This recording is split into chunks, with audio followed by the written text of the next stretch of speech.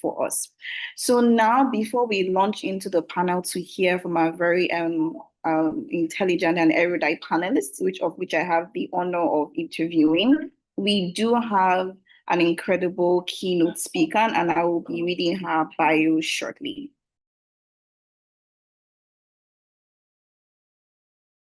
All right, I have the honor of introducing Ms. Abiodun Bayewu, the Executive Director of Global Rights, leading work on access to justice, women's rights, natural resources, human rights, and security and human rights programs. Her focus is on addressing governance failures that disenfranchise marginalized populations, particularly poor communities, women, and victims of discrimination. Before her current role, Ms. Abiodun worked with several national and international organizations, including the Negotiation and Conflict Management Group, the O'Neill Institute for Global and National Health Law, the Center for African Policy and Peace Strategy, and the American Center for International Labor Solidarity. Ms. Abiodun is an accredited mediator, dispute resolution trainer, and a writer. Ms. Abiodun, it is my honor and my pleasure to welcome you to give the keynote speech today that will provide the framing for the conversations that we'll be having subsequently. Thank you so much, ma'am, and please give the opening remarks. Thank you. Thank you, Nafisa. I was, when you said give the keynote address, I was thrown off. I'm not giving the keynote address. I'm simply welcoming everyone this afternoon. Good afternoon, everyone. I'm delighted to be here with you today to talk about something that is very important to our country, Nigeria. I'd like to thank the panelists for making the time to be with us today. It's a very, very busy day. We're at the end of the year. There's so many activities going on. And it takes a lot to be in a conversation like this. So I'd like to thank you very much, Prof. Odinkalu, who never says no to us, no matter how often we twist his arms. My darling sister, Funke Barua, my Egbon, as well, Mr. Sorry, I've gotten clouded off. My Egbon, Mr. Jide Ojo, and of course you, Nafisa, for always making the time. And of course, there's Mr. Femi Adebayo as well. And for you, Nafisa, who also makes the time to join us for these very, very critical conversations. These are a group of people who deeply love this country. And it's not just the panelists, the attendees as well have always been people who have shown great interest in Nigeria moving forward, our democracy moving forward. Recently, there was a change of guard at INEC, and the leadership of there was a change in the leadership of INEC, and it gives an opportunity for Nigeria to reset itself and its democracy. There's a trust deficit in the democratic structures, in the institutions that support democracy in Nigeria, particularly INEC, especially after the last elections and the debacle that we had with the release of the results. What does INEC need to regain credibility? What does INEC need to reset Nigeria's democracy in a way in which elections are not the only part of democracy, but they are a critical pivot to pushing a country or people towards democracy? What does INEC need to do? What do we need to do as citizens to hold INEC responsible? Now, most of the people on this call are civil society people. Most of you work with civil society organizations, with the media as well. And there are a few students in the group, and I see you, and I appreciate you as well. What is our role in this new dispensation?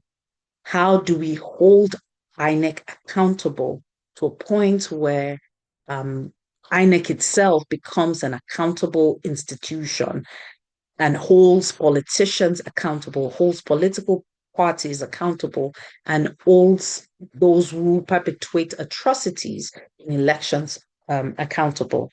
The last elections was very, very bloody as well. Insecurity was further heightened by the activities that took place during elections.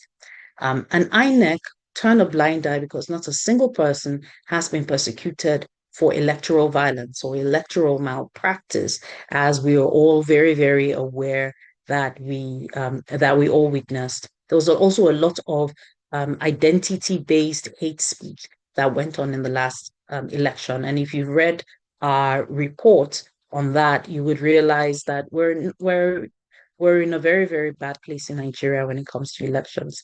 So I'm hoping that today we won't just have a conversation, that we will talk to ourselves, that we will chat a path forward on what INEC needs to do and what we, as the duty bearers, as citizens of the Federal Republic of Nigeria and as civil society actors need to do as well. So, Nafisa, I'm going to hand over to you, and I'm really looking forward to us having a great conversation. Thank you. I think we can give a round of applause for those very impactful opening remarks. Thank you so much, Ms. Abiodun. As duty bearers, what are we going to do to hold INEC accountable so that we can deliver the dividends of democracy to not just to ourselves, but to our communities and to our citizens? Next on the agenda, I have the privilege of introducing another maybe I would like to say one of the tallest Iroko trees within the civil society space within Nigeria and dare I say internationally, Professor Chidi Odinkalu, who will be speaking on reimagining electoral credibility and independence in Nigeria, the mandate for the new INEC leadership. Please allow me to read Professor's bio as well. Professor Chidi Ansem Odinkalu is a professor of practice in international human rights law at the Fletcher School and currently chairs Nigeria's Truth, Justice and Peace Commission.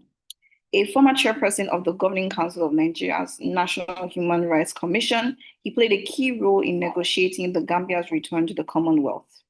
An expert in African human rights systems, he has litigated landmark cases before regional courts and contributed to the establishment of the African Court on Human and People's Rights. He collaborates with organizations such as the International Refuge Rights Initiative, focusing on governance, justice, and multiterritorialism. Professor Odinkalu is the co-author of Too Good to Die, a critical examination of African leadership.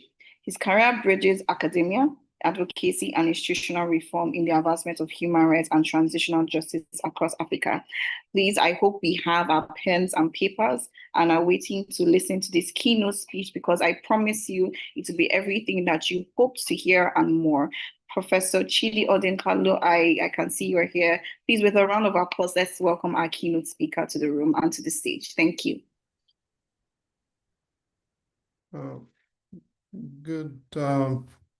Good day, Nafisa. Thank you very much. And good day, colleagues, wherever you may be.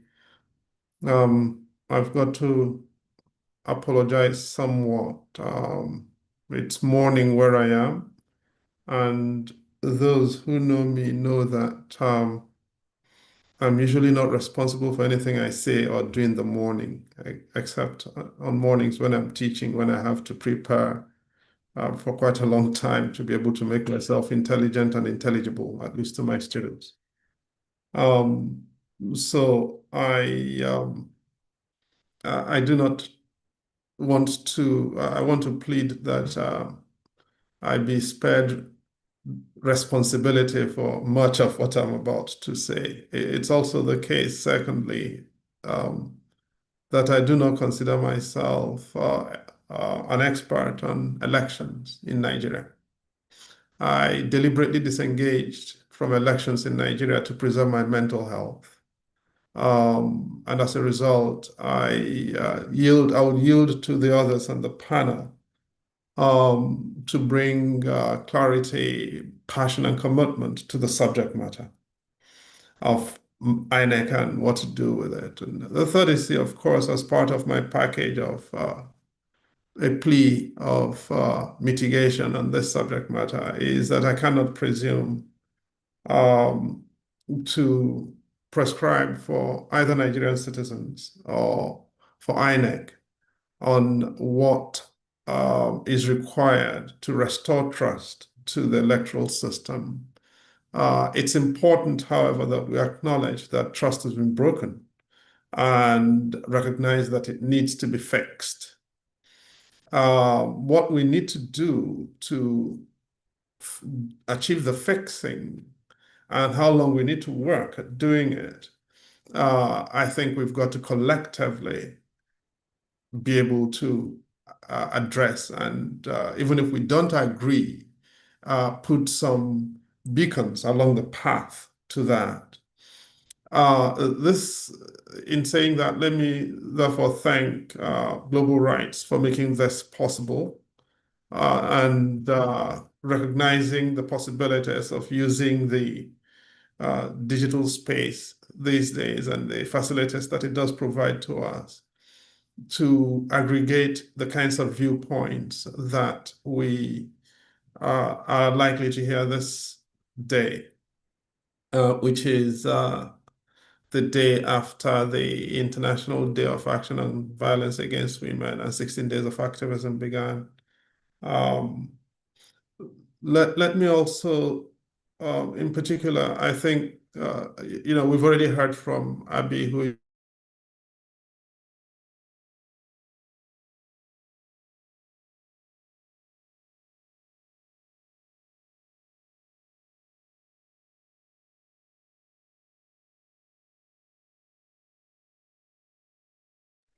Did we lose Prof?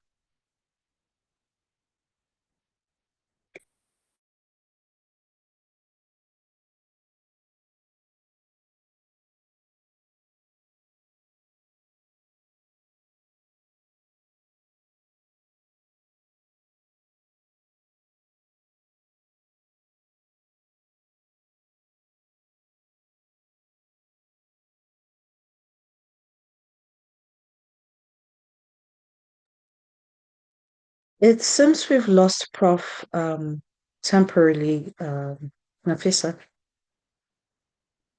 Apologies, ma'am. Yes, I was just sending a message to inform. Yes, it seems so. Apologies, everyone. Network can be patchy. Do we give an extra 2 minutes to see whether Prof will come back? Because next up is the panel session. And once we dive into the panel session, I'm sure we might not want to drop off. Let's just give him a minute to reconnect. I will be checking.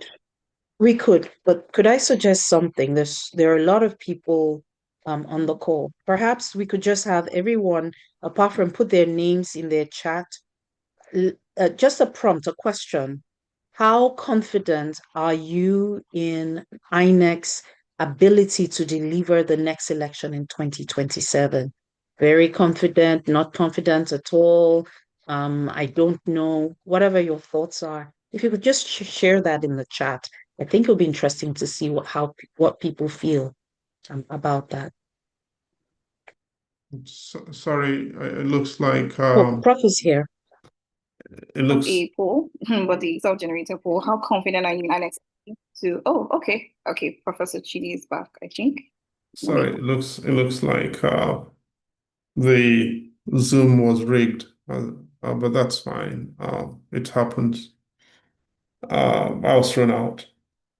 Now, so what I'm going to do is I'm going to mute my camera and let's see whether that yields any more reckonability on the time that I've got. Now, I was trying to acknowledge the work that Dami Taylor has put into this, and I hope it's not the village people, either from my place or from Dami's place, that we're trying to undermine that act of acknowledgement. But so let me say this about elections quickly. Over the past 20 years in Nigeria, we've had 3 full-term INEC chairpersons. I don't count the current chairperson, who is quite literally in his first month of office, or has just concluded his first month of office. Between 2005 and 2025, that's 20 years, we had 3. An alchemist, Professor Morris Iwu, a political scientist, Professor Tahiru Jega, and a historian, Mahmoud Yakubu, professor as well. And over that period, with the benefit of hindsight now, it's quite evident that Tahiru Jega was an interregnum, and Morrissey Wu and Mahmoud Yakubu laid the standard format for what INEC did. In that period, between them, Morrissey Wu and Mahmoud Yakubu completely and comprehensively destroyed citizens' faith in elections. And to some extent, the numbers prove what they did. In 2007, the proportion of offices contested, which ended up in court, was 86.35%. So pretty much something close to nearly every office was decided not by INEC, but by the courts. And why was that so? Because Morrissey Wu did not care to announce results or compute numbers. And I'll get to that in a minute. In the presidential election in 2007, Morrissey Wu actually did no counting.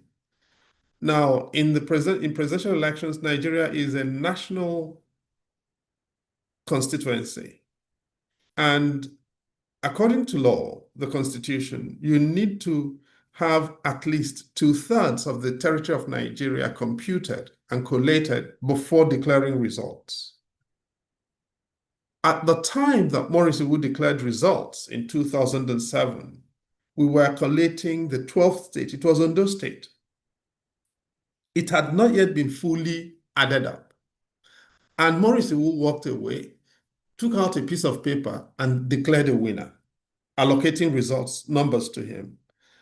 He allocated what? Was it 61% to Yaradua, according to his figures? But I don't know whether any of you knows, but there are no results available for the 2007 presidential elections because there was no computation, there was no counting, there was no collation, according to law. So you could not say this is what the number of figures that candidate got in that state, and that is a proportion of the votes, because the Constitution is very mathematical and very clear in what it requires for the vote to be declared lawful. In any event, the Supreme Court validated what Morrissey Wu did, which was manifestly unlawful. It didn't just validate it. In that case, the Supreme Court was invited to lay out a set of basic principles to govern elections in Nigeria in accordance with the Electoral Act. Justice Nikki Toby, who wrote the lead opinion of the Supreme Court, which was split 4-3, said he could not do that because he laughed off the proposition that elections should be governed by general principles and said he could not do that. And so the Supreme Court essentially licensed elections as a gravity-free zone in the country. Now, when Tahiru Jega joined in 2010, he had 10 months to drag elections across the line with minimal credibility. And at the end of the 2011 elections, he had reduced the proportion of elections that ended up in court from 86.535% to 51%. That was a reduction of 35%. It was monumental. He had the good fortune or misfortune, depending on how you look at it, of organizing the 2015 elections, and he further reduced the number of elections that ended up in court down to under 45%. So even the politicians were beginning to believe that elections could be credible. And if people remember, President Jonathan declined to go to court to challenge the 2015 elections after being declared the loser. It was the first and, until now, the only time in our presidential election history. Now, with 4 years after 2015 to improve on what he got from Atahiru Jega, in 2019, Mahmoud Yakubu grew the proportion of elections that ended up in court from 51% to 56%. And this last elections in 2023, he returned us to where we were in 2007. The proportion of elections that ended up in court grew to about 83%. But given that he had a lot more time and he had done it, he had been in office for 10 years, and he had done it much longer than any other person in INEC's history. The fact that we ended up with the quality of elections that he delivered in 2023 is the most damaging thing to have happened to our elections in Nigerian history, because he created a very despondent civics. Citizens who no longer believe that elections are a tool for anything other than manufacturing, giving legitimacy to pre-configured numbers. Now, let's be clear. What are elections about? Elections are very simple things. Elections are about one thing only. Admittedly, it's the one thing that every one of us, well, most people who have gone to school dread. It's called arithmetic. It's a very simple thing. You add, you subtract, you multiply, you divide. Those are the four things you do in elections. You don't even do algebra. There's no trigonometry. There's no geometry. It is all about arithmetic, the most basic facet of mathematics. Now, and it is not because a professor of history you don't need arithmetic, a qualification in arithmetic to do history, as Mahmoud Yakubu was or is. But what he did could only have been done by a person without character. Now, the worst thing, in my view, that Mahmoud Yakubu accomplished, there were two things. Number one, because I don't want people to begin to think that I'm saying this without conviction. Number one, he destroyed electoral systems. And number two, he institutionalized electoral fraud. Now, I want to just illustrate very quickly what I mean by institutionalizing electoral fraud. In the Edo State governorship elections, I don't even want to go back to glitch or no glitch in the presidential elections of 2023, because you can say, well, the weight of data you're dealing with in presidential elections is much. Not that that is what I say, because in that election, everything worked except the presidential election delivery portal, right? So it worked for senators, it worked for members of House of Reps who were from all over Nigeria, but somehow it failed to work for the presidency. But let's take the Edo State governorship elections, because that was a single state election in an intermission, okay? What transpired? Mahmoud Yakubu issued 4 different results for one election. There was one on the IREV, there was one that he announced, there was one that he issued to the party agents, and he produced a totally different result at the election petition tribunal, election dispute resolution forum at the election petition tribunal. You cannot organize one election and produce 4 results, and the courts certify every one of them. The courts are happy to work with them. So what do we need to do in recalibrating? You can therefore understand why everybody has contracted out of elections. Okay, citizens no longer take elections seriously. Citizens have lost faith. Judges, for the most part, the courts now see elections as the place to make money, not to validate popular will. I was listening to the Chief Justice last week at the All Nigeria Judges Conference, where she was talking about how judges have become the guarantors of democratic stability in Nigeria. But citizens, of course, understand that what happens in election petition tribunals cannot be written down. And even INEC staff see elections not as the place where you go to validate the will of the people or discover the will of the people. It's the place where they go to make money.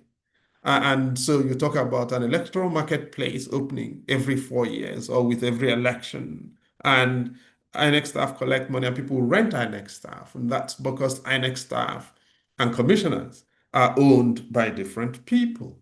And so what an election, of course, is about arithmetic and the systems for managing quantum arithmetic. All right? And what has happened is that INEC under Mahmoud Yakubu reverse engineered those systems. Where you had a system for producing credible arithmetic, Mahmoud Yakubu led a system for making sure your arithmetic was not credible.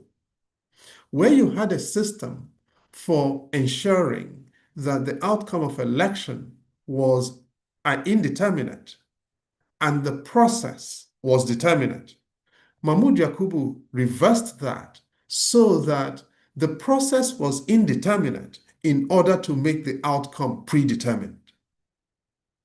What do we need to do? We need to return to what elections are supposed to be, a determinate process that is supposed not to produce an indeterminate outcome. You discover the outcome as you go along.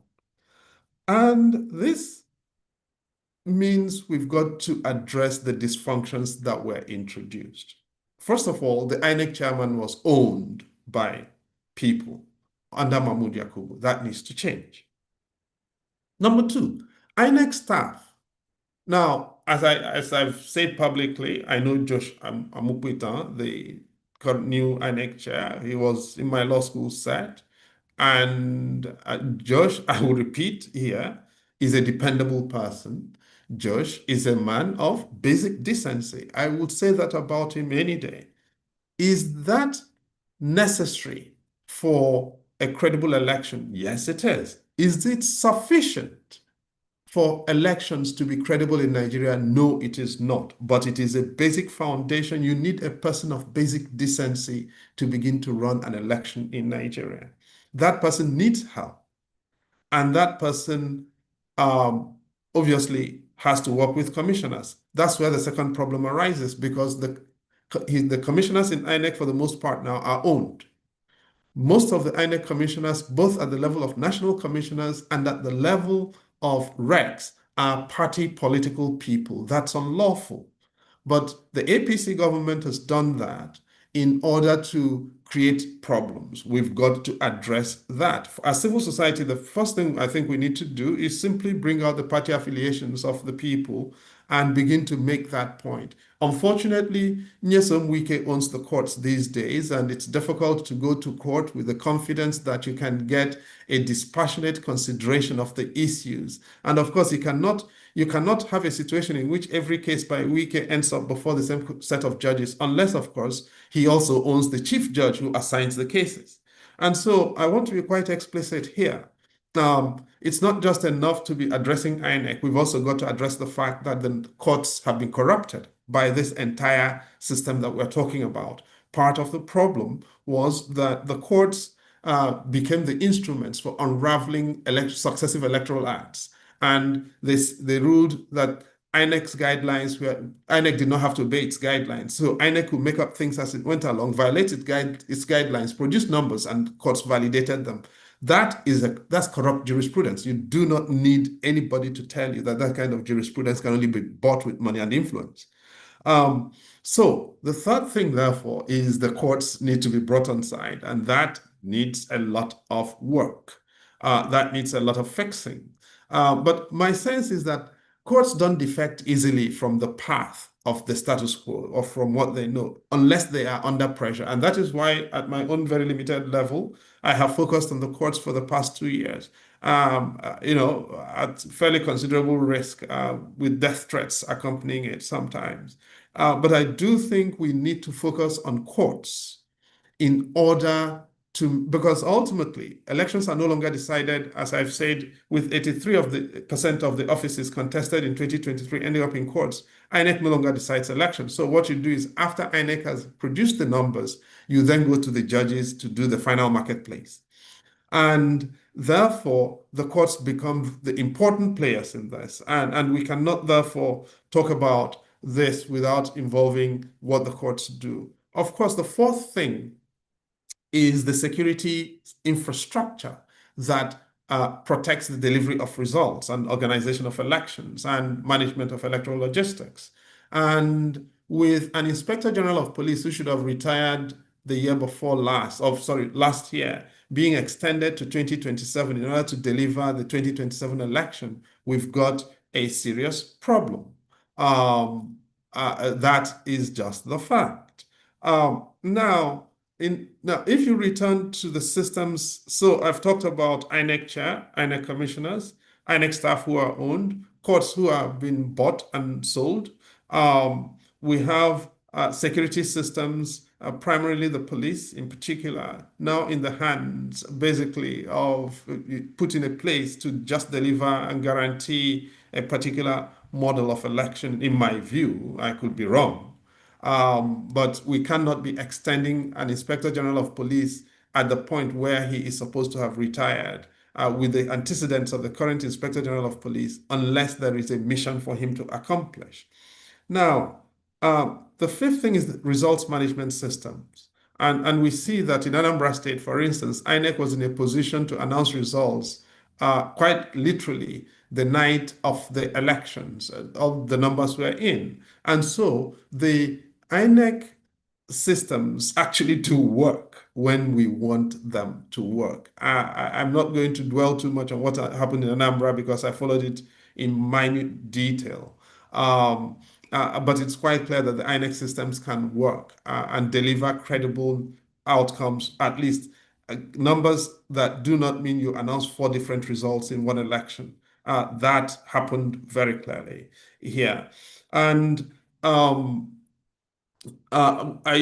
for those who want to understand how that happened, we can discuss that later. But the results management system is one that INEC has the technology actually to collate and transpond results from electoral unit to headquarters or central collation, bypassing all of the systems that introduce fraud into the collation process at this particular time. INEC had that in 2023, actually. Now, the 2 other things that we need to address, it seems to me. One is the cost of entry into political competition, because the politicians have increased the cost of entry to such a level as to exclude anybody of independent means or of credible means. And finally, we should not exclude ourselves, civic society or civil society, from responsibility. NGOs were bought and sold by 2015. NGOs are taking sides politically. Though in 2015, you had APC Civil Society Forum. I know several of the people who were there. And it's continued in 2019. It existed in 2023. And civil society has been politicized. It's, as I said, it's been bought, it's been sold, and so it's been made partisan. And I don't think, and so a lot of the work we do on elections, therefore, lacks credibility. That's just the point. And so 2 final things, and I think, therefore, we shouldn't just be focusing on INEC. I think there is reason to introspect as well for all of us to address the question, where did we contribute or how did we contribute to bringing this situation where we are now? 2 final things. I talked about the cost of entry into political competition. If the cost of entry into political competition remains where it has, what it means is that we cannot recruit decent people. People like Nafisa, for instance, will not have a chance unless they are adopted by a political godfather or godmother or sugar daddy or sugar mommy, and who will then use them for their own projects. And we've therefore got to address the question of the cost of entry into political competition and reduce that hurdle to a manageable level. But we cannot do that without addressing some of the issues we are talking about, for instance, as in the fact that you cannot get into electoral contests without paying off judges. It's not enough to rent a senior advocate anymore. And so what's happening? People are front-loading their rigging by buying judges, getting judges appointed, carrying judges in their back pockets, carrying judges in their bedrooms. Unless you have those things, you cannot go into an electoral contest. And having said all of this, finally, let me say, I don't attend any meeting where anybody tells me, or any conversation where anybody tells me we need a new electoral act. I do not see much that is wrong with the 2022 Electoral Act. It's not perfect. That's not what I'm saying. But you will organize elections that are absolutely credible with it, with the 2022 Electoral Act, if you have a decent electoral umpire committed to delivering credible elections and courts willing to interpret that law faithfully.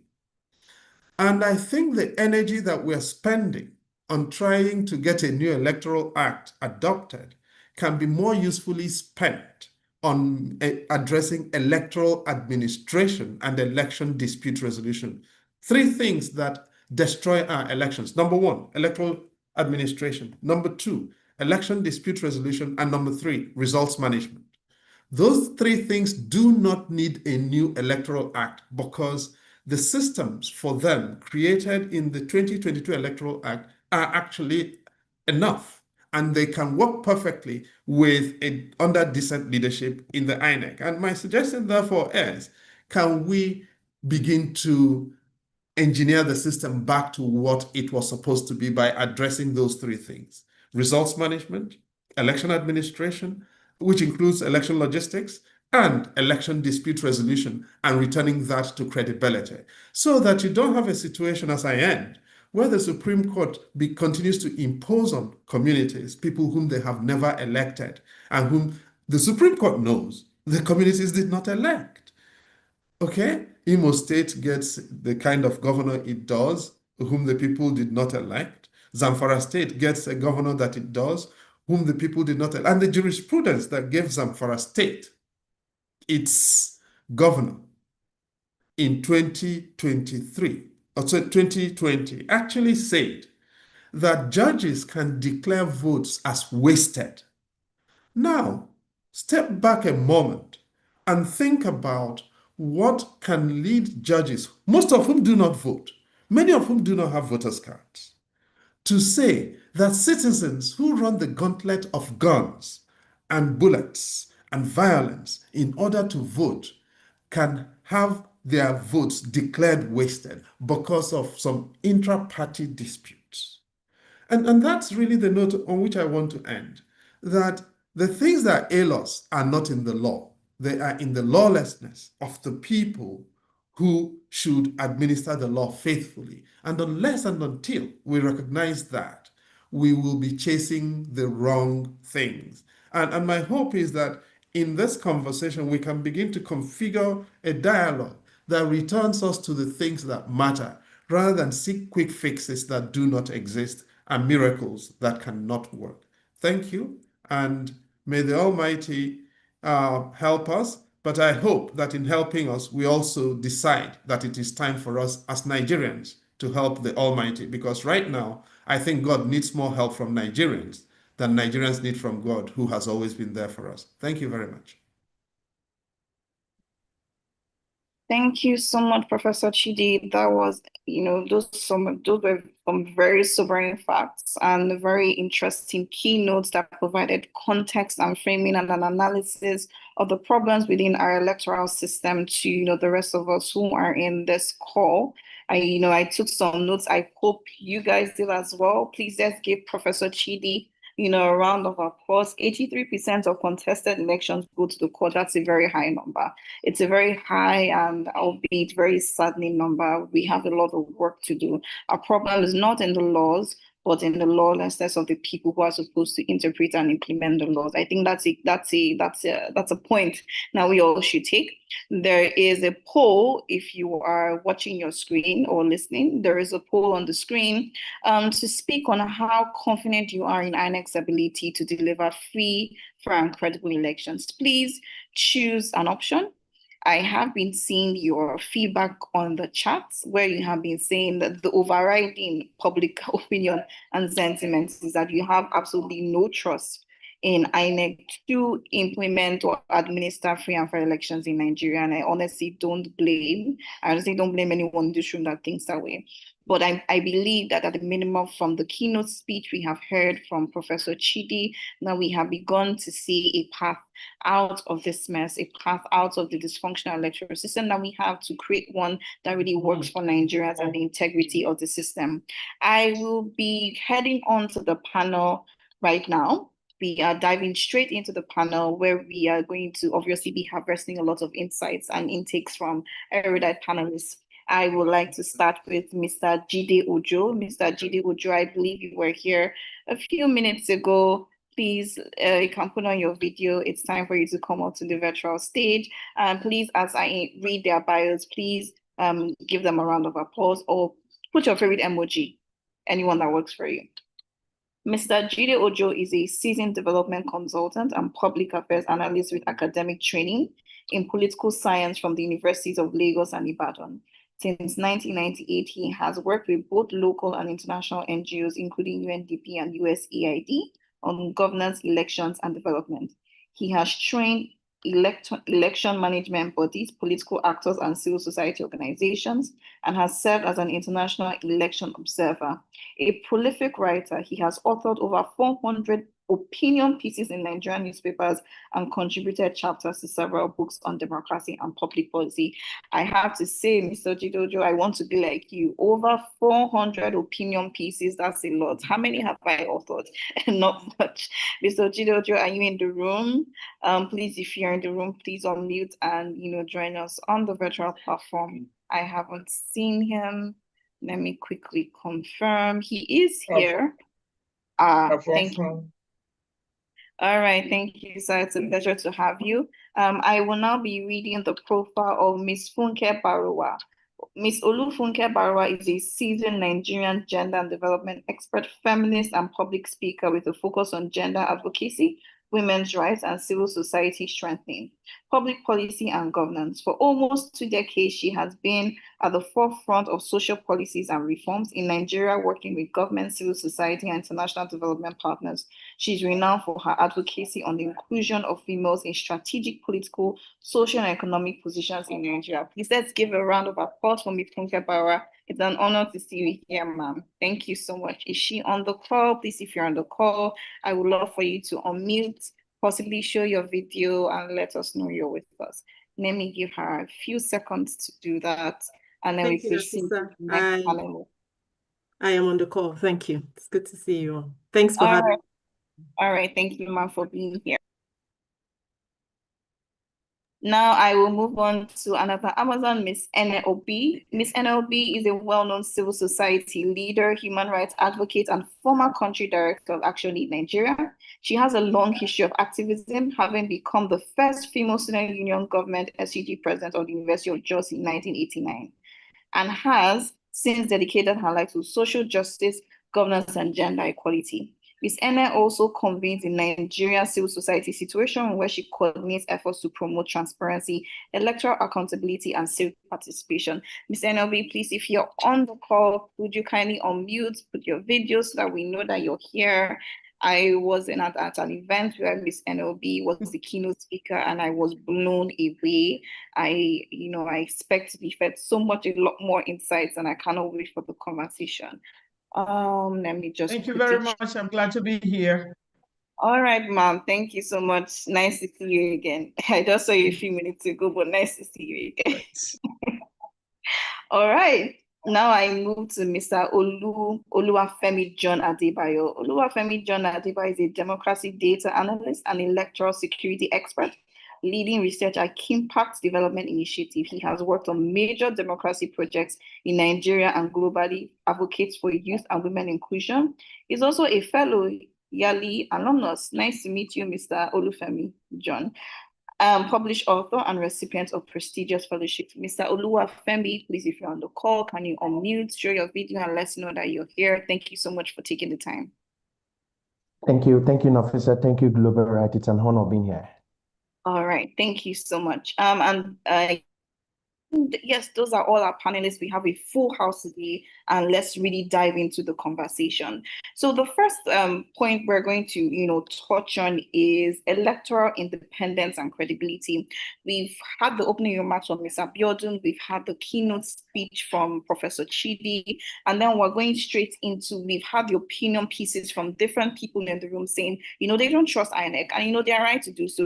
Look at the statistics, look at the data in terms of, the electoral cases and how, different things, different pieces of data and results are being seen by different people. You can't fault people for believing that INEC might not be able to carry the mandate of producing free and fair elections.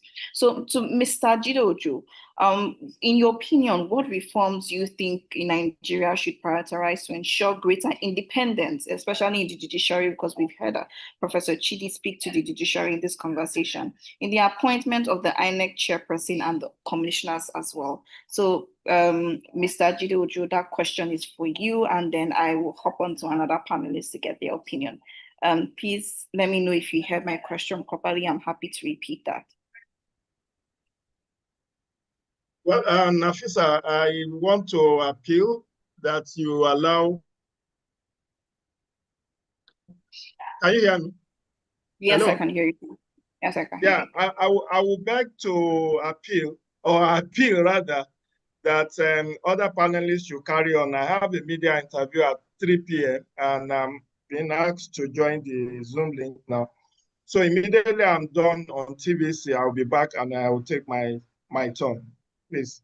All right, sir. All right, sir. No Nafisa, problem. if I may, Ms. Barua also has an appointment that comes up right after this. Perhaps she should go first. Yes, I was about to go right to her. Thank you, Ms. Abiodun, for your feedback. Hello, ma'am, are you here? Ms. Funke, are you here? Yes, I am, Nafisa. I can hear you. Yes, I still yes. have about an hour, so I'm good. Yeah. Yes, ma'am. Thank you so much. Would you like to speak to the question that I shared with Mr. Jideojo on the type of reforms that Nigeria should prioritize to ensure a greater independence in the appointment of the INEC chairpersons and commission? Even want to extend that conversation even to the judiciary as a whole, hearing the conversations we've had from the opening remarks and the keynote speech as well. Thank you, ma'am.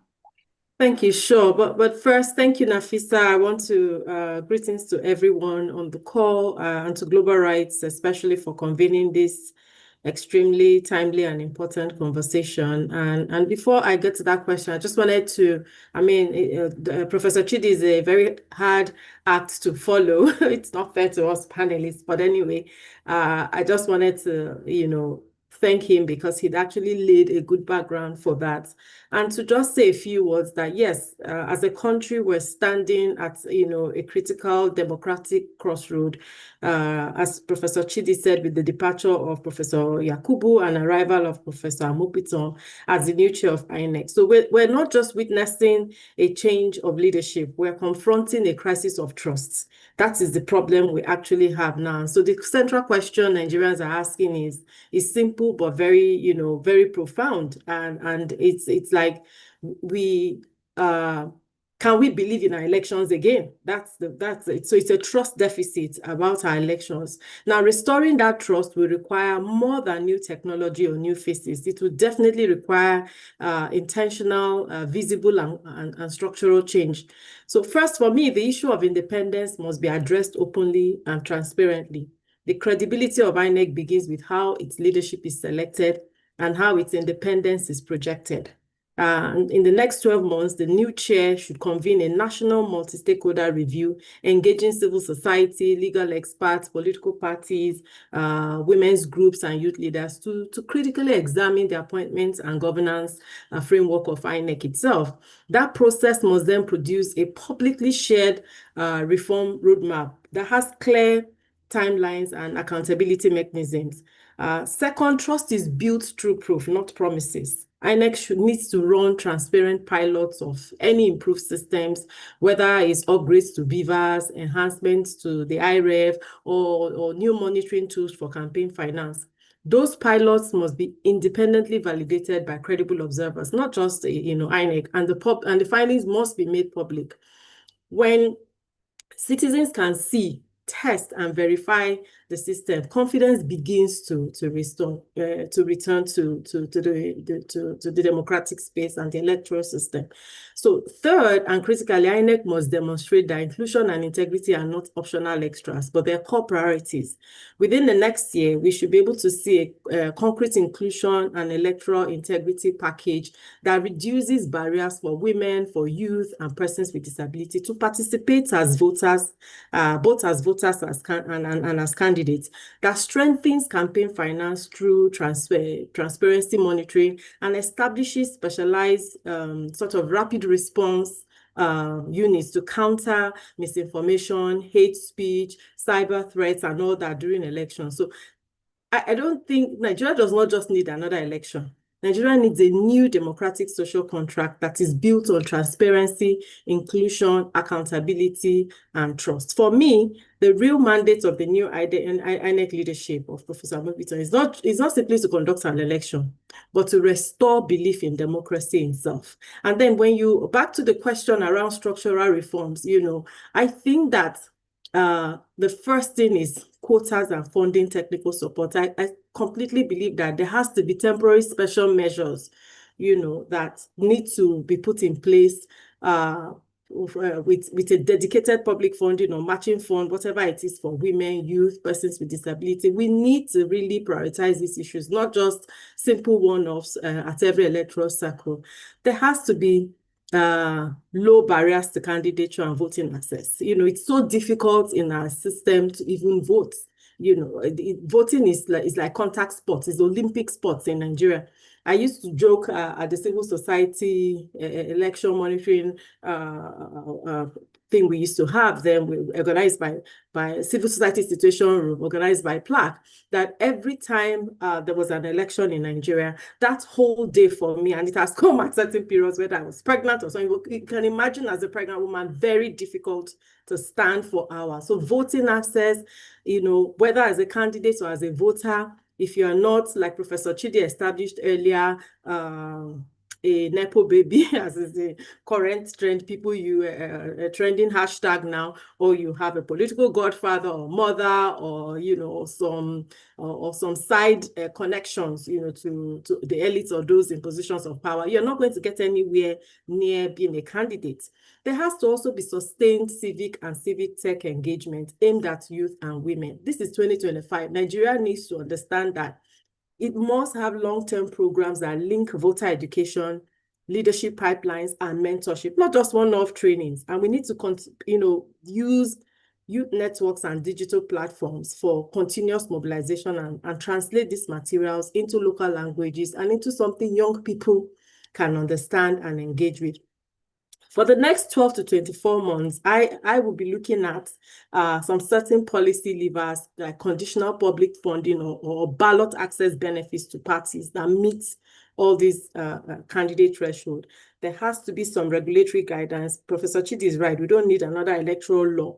But what are we doing to make the existing electoral law workable?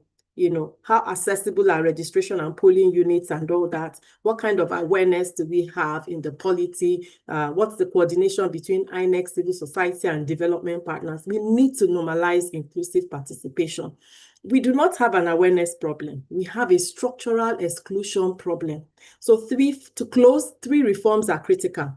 We need enforceable quotas or incentive systems for women, youth, and persons with disability, backed by funding, backed by policy, not just policy statements, backed by concrete implementation frameworks. We need to remove the economic barriers that reduce nomination fees from the party system, providing financial and legal support and creating a fair access to campaign resources. And 3, we need universal accessibility. Every registration center, and these are basic minimums, and polling units must be physically, digitally, and socially accessible. I know it will take time, but if we can just 3 things, not Professor Amipito doesn't need to come up with everything to solve the electoral wahala in Nigeria. Just prioritize a few key things. Enforceable incentives for young people, for marginalized groups to participate in the electoral statements, remove barriers, that, stop people from being able to join these processes, and ensure universal accessibility. Especially that one, a registration center, voting is a nightmare. Like I said, it's like an Olympic sport. It shouldn't be. I've been to several countries where we've had election monitoring, and I will not even go to Sena climbs, like we call them. I will just use, Ghana, for instance, for an example. The same day I went for election monitoring and all that, I still went to the market, that the markets were open. There were no police, brandishing guns or army or military, anybody like that. And this is just our neighbor, 1 hour away. We can do that. So I believe that, if the system continues to be designed the way it is, or to be implemented the way it is, just for certain groups of people, participation will continue to be unequal, and there will always be structural bias, in our electoral system, and that demands structural correction. So he has, the next 1 to 2 years to really prioritize maybe even do a national survey or FGDs, KIS or something, get the pulse of the people. What are the immediate things that we need? Or find people to listen to such conversations like this, the commissioners or what have you, or his technical team or task team that can really get the pulse of the people. What are the immediate things we need? 2027 is, around the corner. Thank you. I'll stop here, Nafisa. Back to you. Thank you so much, ma'am. Please, to those in the room, a round of applause. I really love the way you answered the question, because you answered the second question I was going to bring up. You answered the question about, the reforms, and really a critical thing about building trust. And you also answered the question about social inclusion, young people, youth, persons with disabilities. It was a very well-rounded and holistic response. And I believe that our participants in the room have also taken notes in terms of advocacy and what should they be expecting and things that they can advocate for, from INEC. I'm going to go on to Madam Ene Obi, and, following the train of thought from this answer we just had from Ms. Funke Barra on trust, because really that is the foundation of, our problems with, the current electoral system and the current electoral umpires. INEC's credibility is tied to community trust. From your experience, ma'am, what actions are most urgent to rebuild confidence at a grassroots level?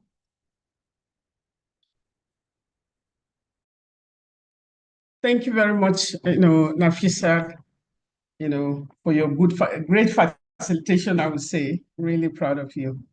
I want to say a big thank you to Prof. I'm happy that he's still here, for he's standing upright for Nigeria, because for many of us, we don't have another country to go. And we're really excited and inspired each time, that he has an opportunity to air his views. Please continue to air those views. When you are talking of the question of trust, I know that Prof touched it a bit when he said he had to get off elections for his own sanity. I can tell you that the 2023 general election, some of us are still going through, I don't know what. I think Nigerians are very, very tough, and they feel they don't need psychosocial support. After the 2023 general election, many of us needed, psychosocial support because of what happened. The 2023 general election had the capacity to have been one of the best elections in Nigeria. Because when we're going to the general election, we had so many off-cycle elections. We had, it started again from this Edo thing that you are looking at. We had Ekiti, Osun, and many others. And each one of it, I can tell you, including Anambra 2021, was won again. That happened, and we were all, when we went to Anambra, so many issues were on ground, the issue of insecurity and so on, but at least we're able to go in there, and I think the audacity of civil society organizations, I can't tell you how much, what level we go. After the election, before to the end of the day, by 9 p.m. on the day of the Anambra state election, almost all the results were in. We had about 90% of the result was already on board. We watched it excitedly because even as at 4 p.m. that day, Soludo, who then became the governor, had not voted. And each time, because we had such a relationship with INEC, I think believing in INEC, we trusted INEC too much.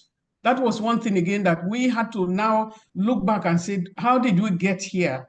That we are on the drawing table with INEC, we thought we're doing the right thing, identify their issues, locate some of the problems that they were facing, and were able to resolve it. Like you say, if it's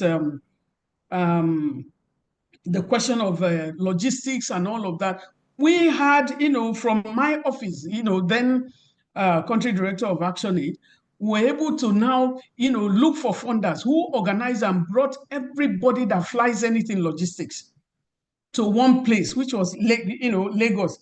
Much as ActionAid will never put you in very expensive hotel, but I can tell you, we swallowed our pride and brought anybody that had anything to do with logistics, with INEC themselves, the leadership and all, to Radisson Blu and everything, trying to sort it out. We gave our best, believing in INEC.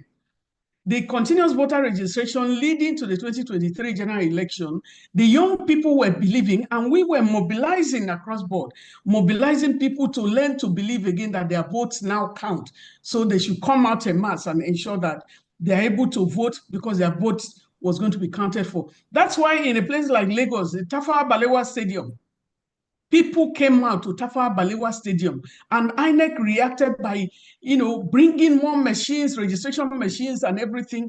People began to believe again. But did they vote? Did their votes count? What was the manipulation of the votes? Because what, the keynote speaker also pointed out is not the new law that will do the magic. It's the human beings that are running the law. It's the human beings, the Nigerians that are manning these positions that can do the change.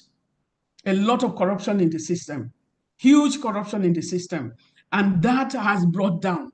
I know that we are running this election, or we are now at a point where we have more than maybe about 140 million Nigerians below the poverty line.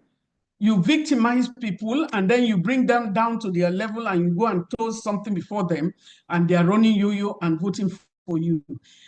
Is the distortion, and also I don't know what to say that is a punishment, but the quality of the Nigerian, the qualities, our qualities, the quality of the citizens has a lot that we have to reckon with. You remember that civic education was taken from our curriculum at one point. We need to go back, into the civic education. The civic education, the way that you can mobilize someone, someone like the keynote speaker, to remain a patriotic Nigerian. What is it that some patriotic Nigerians will never change? What holds them and what makes people change? Where are we now? And so there is a lot for us to answer. If the keynote speaker is still on board, you can imagine a panelist giving a question to the keynote speaker, but I'll say this, that people used to vote for political parties. Nigerians are being used. You never have the name or the face of the person on the ballot box. But we now have, then when people are voted for, what they are doing now is you can just decamp to another place. Before one judgment of the Supreme Court, you can never change. Once you decamp to another camp, you declare that seat vacant. What has happened to Nigeria? We need to also look at that. What do we propose to do? for credible election. I think because we're in a digital world now, people learn to believe again because things were working. As we walked up to the general election for 2023, you saw that the votes were counting. So they used that for the elections of the parliament, that's the House of Rep and House of Assembly and all others. But why not use the same thing? Why was it that it was convenient for INEC to get off? I think people should not be scot-free.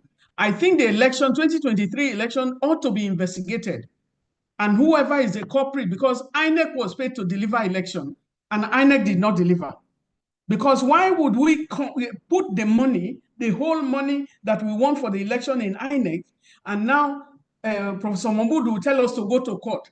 Court is the one determining, did we fund the court to do that? And that's why people like Wike can then take advantage of saying, this one is mine and all of that. We have brutalized the court itself. We are asking people to stand tall. I know that wherever there are corrupt people, we still have some people who are not corrupt. We need citizenship engagement. The civil society is overwhelmed. The keynote speaker also recorded that the issue of a civil society, we knew when some people went, even in the Nigerian civil society situation room, there were some people there that was fighting us to almost a standstill because they were giving money and all of that.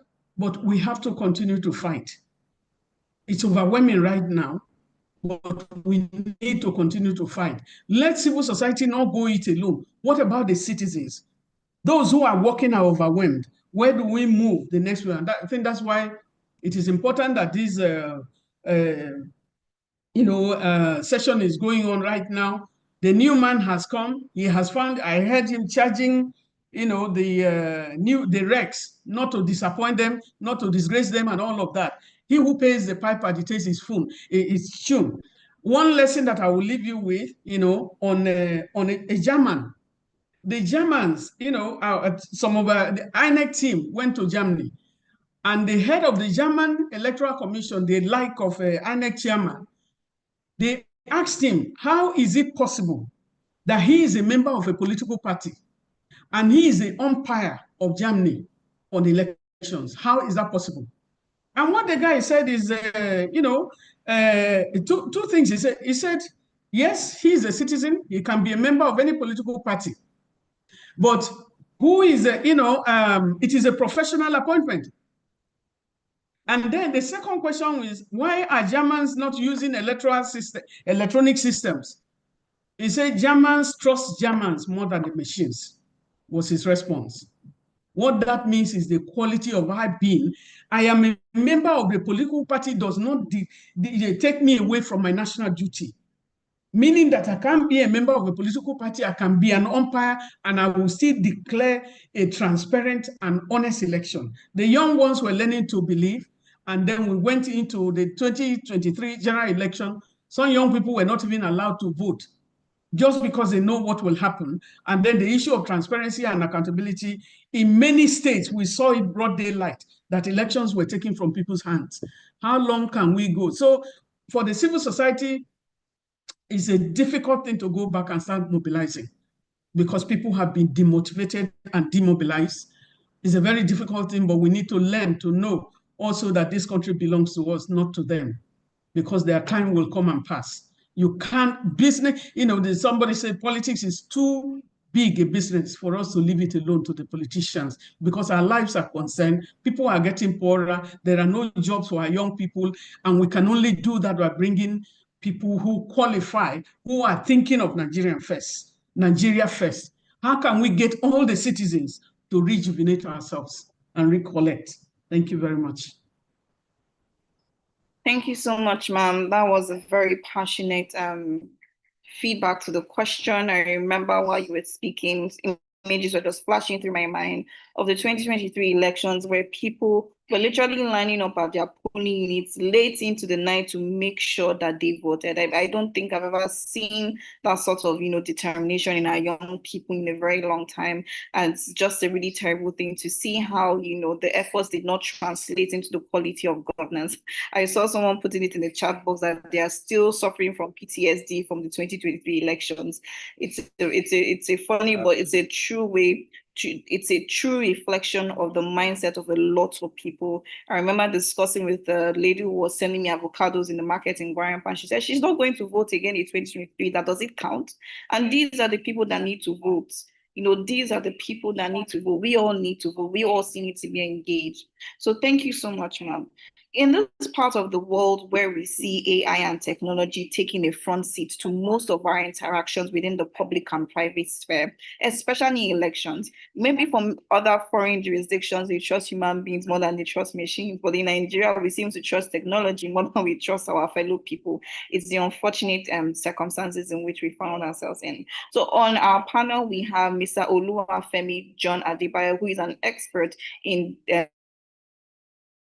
democracy and technology, and he's going to be speaking to us. I feel the conversation just keeps on flowing from trust now to technology. So Mr. Oluwafemi, we're coming to you, and we're talking about technology security, integrity, and security. And I'm sure there will be an intersectionality of trust as well in the conversation. So as everything around us becomes incredibly digital, how do we safely incorporate technology into the voting process and still ensure inclusive access and prevent widespread inequality in participation? And Mr. Oluwafemi, you have the floor. Thank you so much.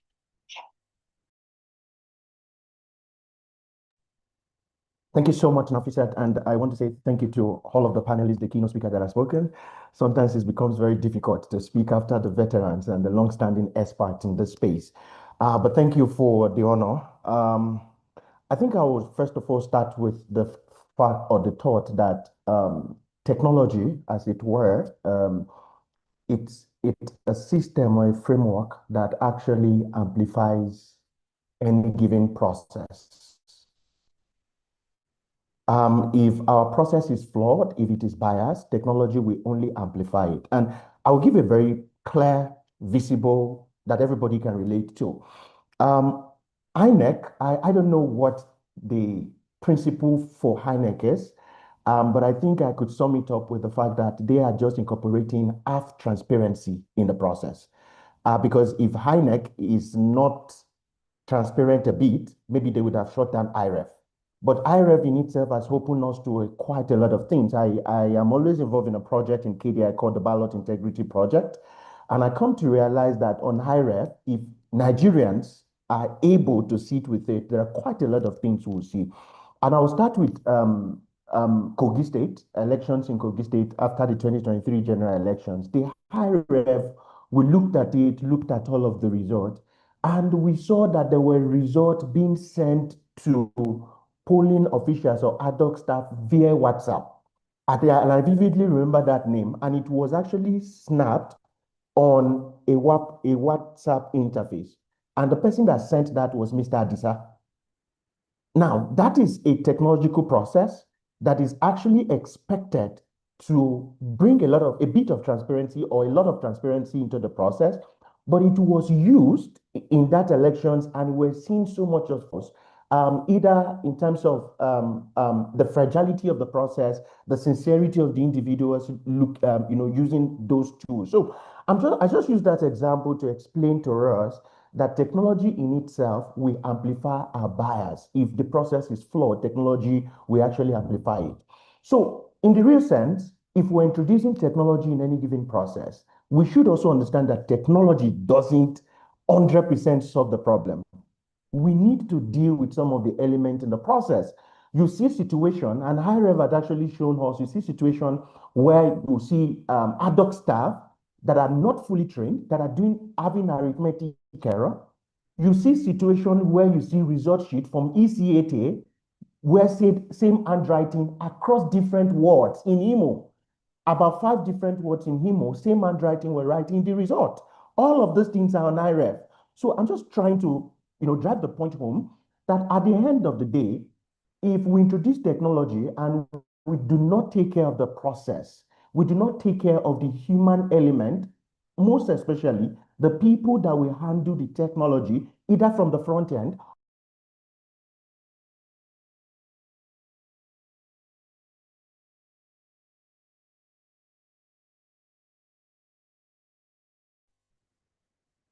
It seems that Mr. Oluwafemi might have dropped off. Mr. Oluwafemi, are you still here? Let me quickly confirm. He's here, but he's muted. Must be having a problem with his network. All right. I Can think. you hear me?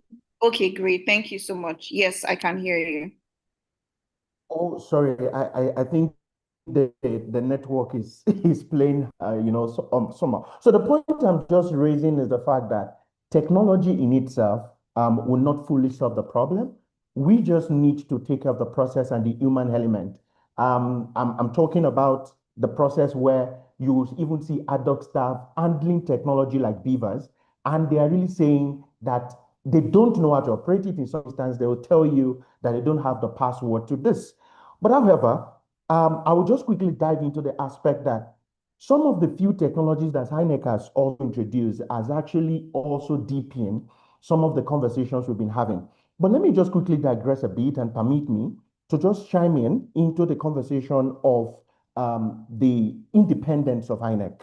I completely and my respect to every of the speakers that have spoken, and I completely agree and adopt most of the things they've said. But I think it's also very, very important for us to understand that the current legal framework as it stands also is actually figured or fashioned in a way that actually put a bit of dent or handicap the Electoral Commission. And I will quickly cite a few examples, or possibly it was also deliberate. It could be deliberate. Now, I'll quickly cite a few examples. Number one is, I think we need a change of legislation, most especially in the INEC selection, the leadership selection process. And for me, it's a primary way to guarantee the independence of INEC, because he who pays the pipers dictate the tune.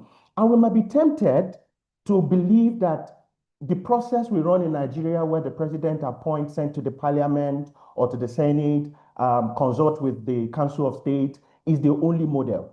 If we have an electoral commission that is full, the national commissioners, the INEC chair, is full of card-carrying individuals, then we could change the model that political parties sent in their representative into the leadership of the commission. Then we know we're running a model where political parties are the head of the electoral commission.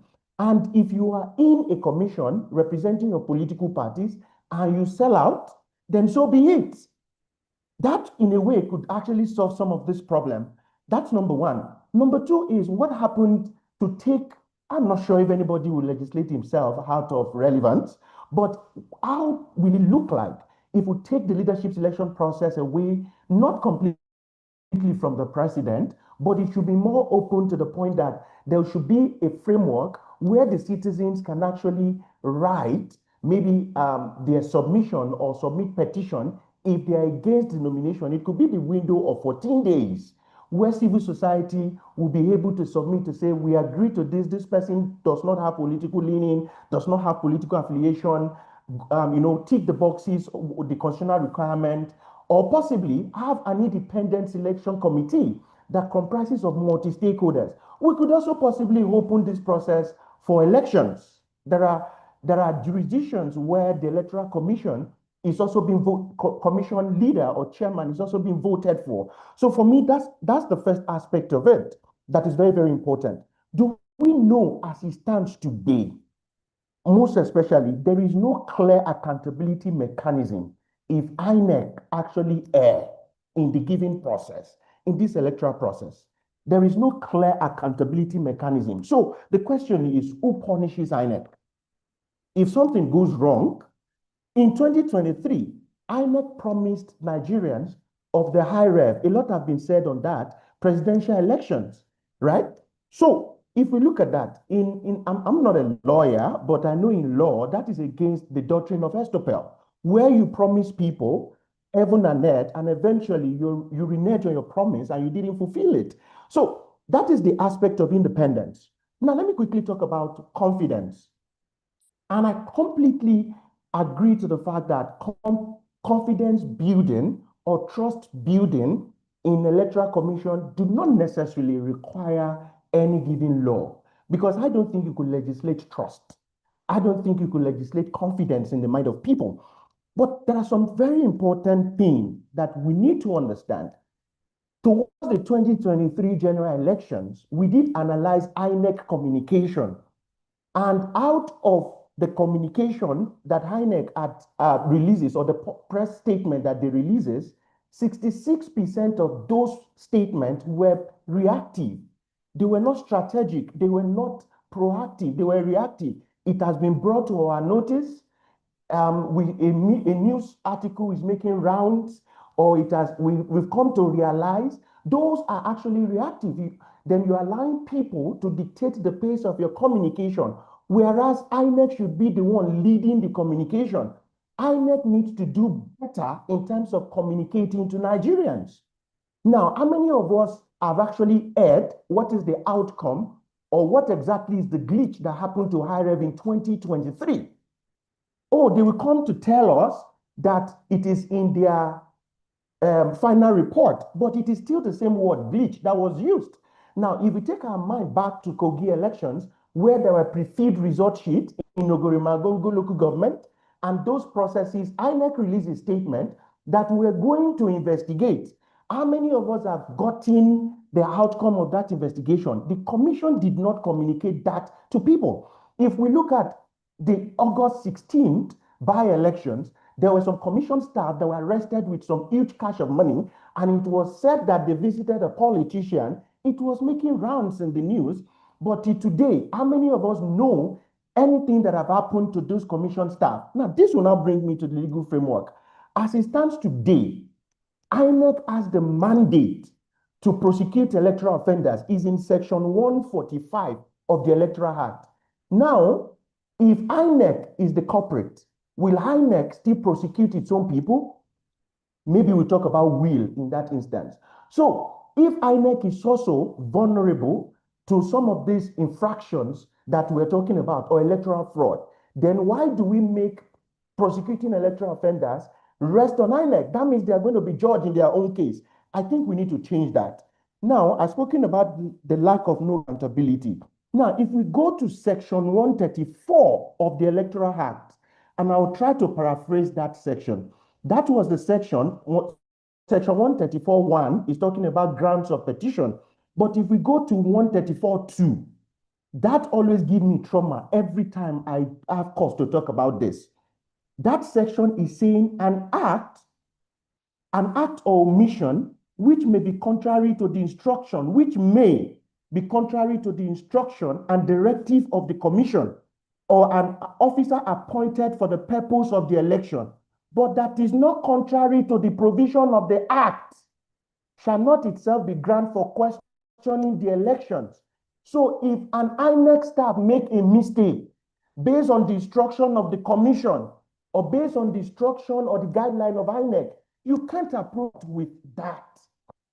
It is so annoying. This is in our Electoral Act. I'm reading 134.2. That needs to change. It is like you gave INEC the power to make subsidiary law or legislation, and in another provision, you also said that legislation, so far it is not in the Electoral Act, it is not in itself a ground to question the elections. And that is why the court is saying that the guideline is alien. IREV is not in the Electoral Act, it's just a signpost. And that is why INEC will also deny their own guidelines in the court. So for me, these are some of the challenges. I'll quickly talk about also the judiciary. I know that your previous question also spoke about the judiciary in the real sense.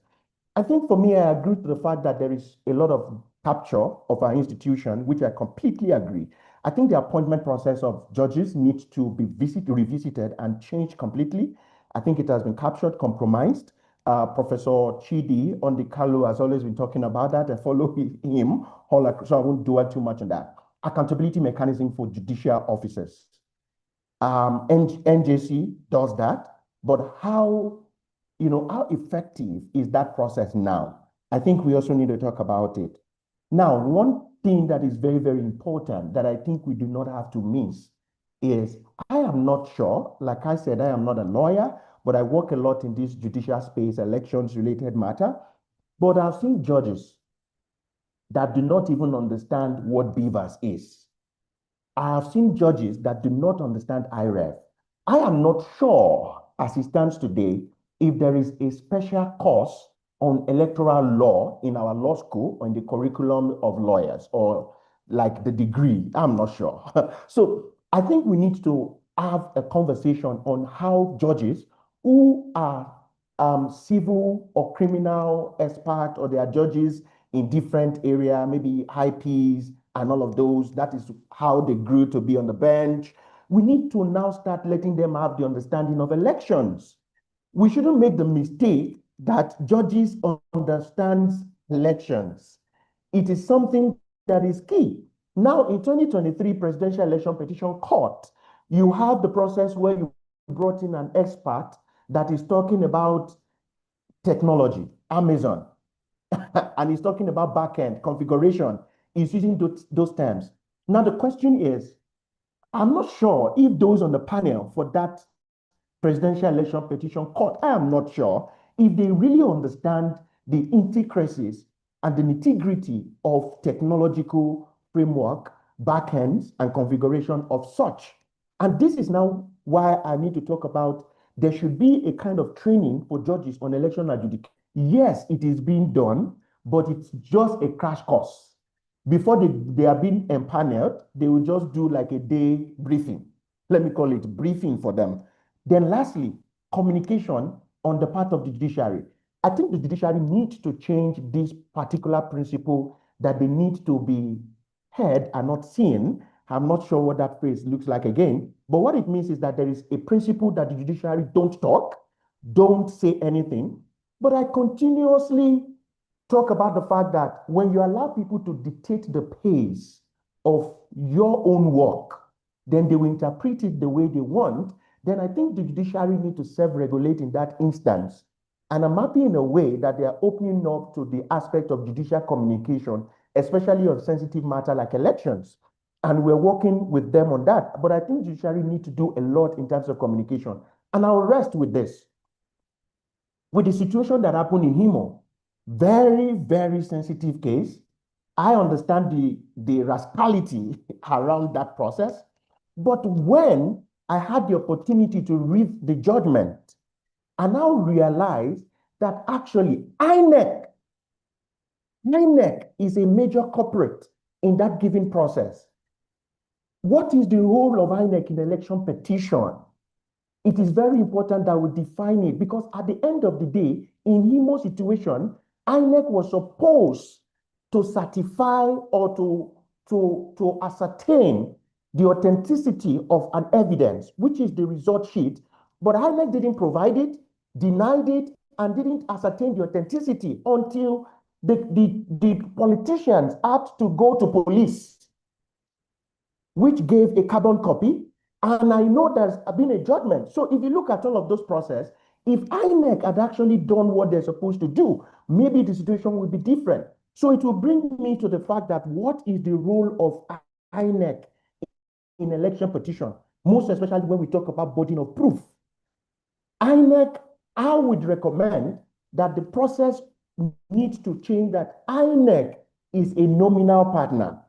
If we are not going to make INEC to prove that the election it conducted, that it's credible, then we should make INEC a nominal partner that only provides evidence, where we allow the other parties to prove their case. If we are not going to make INEC to prove the case that the election that they conducted is credible. For me, that is some of the things I would say.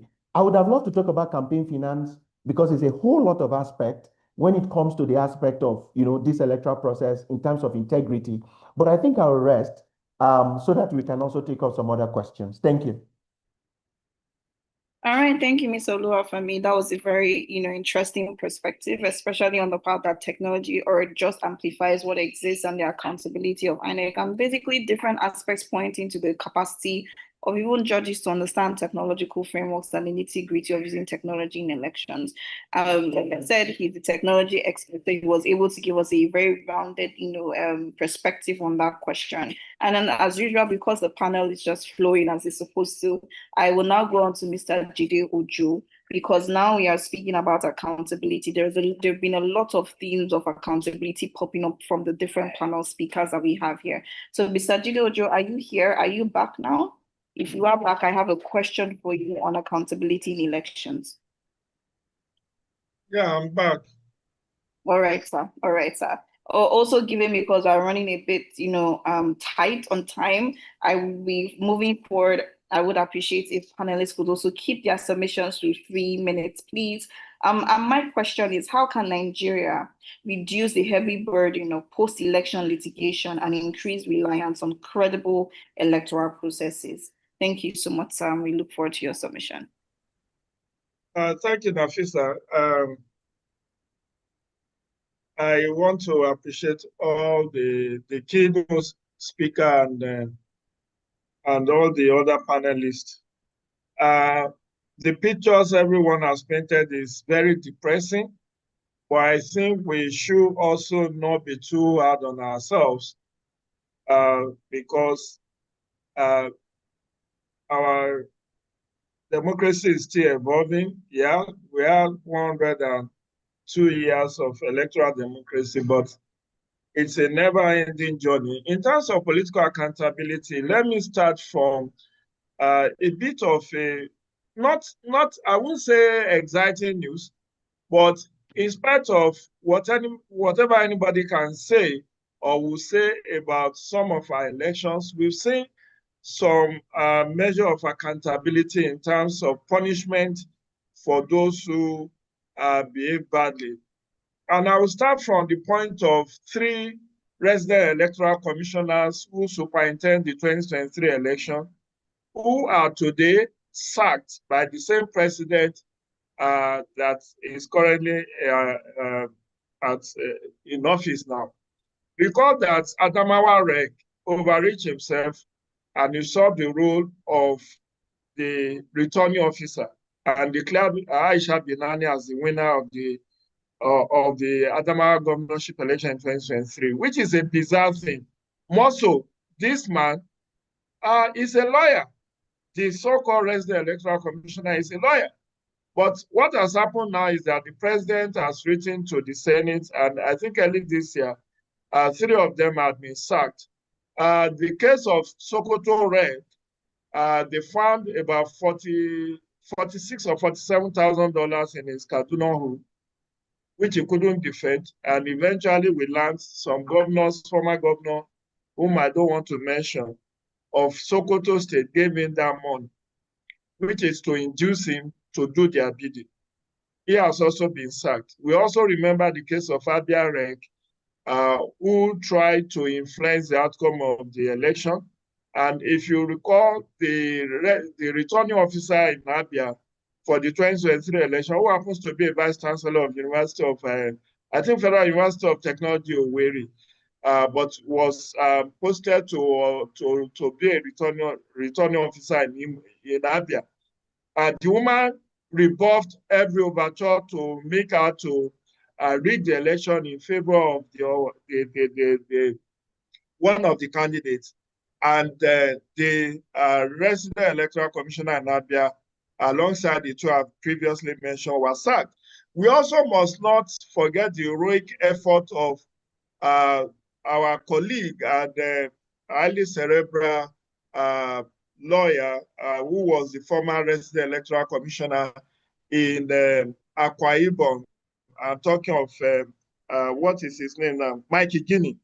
Barrister Mikey Guinea superintended over the 2019 governorship election in Akwa Ibom. And the returning officer, who happens to be a professor of soil science, I think in either UNICAL or in Akwa Ibom University, compromised. And today, that same professor is serving a jail term.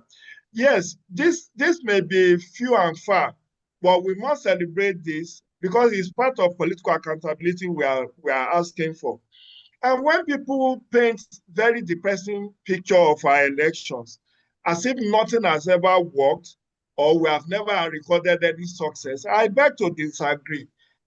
In the same 2023 election that many of us have castigated and spoken down to, we have 7 sitting governors who lost election to serve in the Senate. They were sitting governors, but they lost election to come to Senate. How did that happen? Under the same, electoral administration.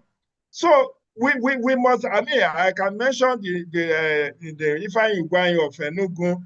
I can mention the former governor, Professor, what is his name? The former governor of Cross River State, who also lost. Even the governor of Plateau lost. And some of them altogether lost election as a sitting governor under the same INEC that we have maligned and felt we have not achieved anything. I will put the blame of many of the election petitions that Professor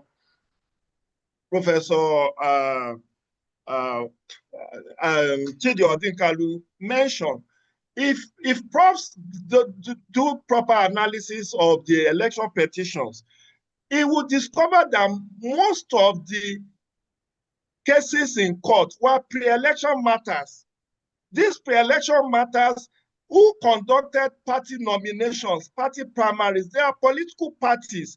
INEC just goes to observe the election. So we must situate the problem. I'm not by any imagination saying that INEC is not having its own problems. But to think that once you fix INEC, every other thing falls in shape is a fallacy of the greatest order. Because the political class is actually our #1 problem when it comes to electoral integrity. Now, before, I have worked in the area of election for 22 years now. In fact, if I take the fact that I've been observing elections since 1999, I would say for 26 years. And I've worked closely with the electoral management bodies in my days as program manager with International Foundation for Electoral Systems. And I know the challenges that the commission faced. Now, if you look at the political class, who makes the law? Who makes the law? The National Assembly member, this is November ending, they have not concluded the electoral reform. They spend billions of naira doing reforms every 4 years. Why is it that we continue to amend our laws and leave lacuna? My brother Femi has spoken to some of the lacunas in the law.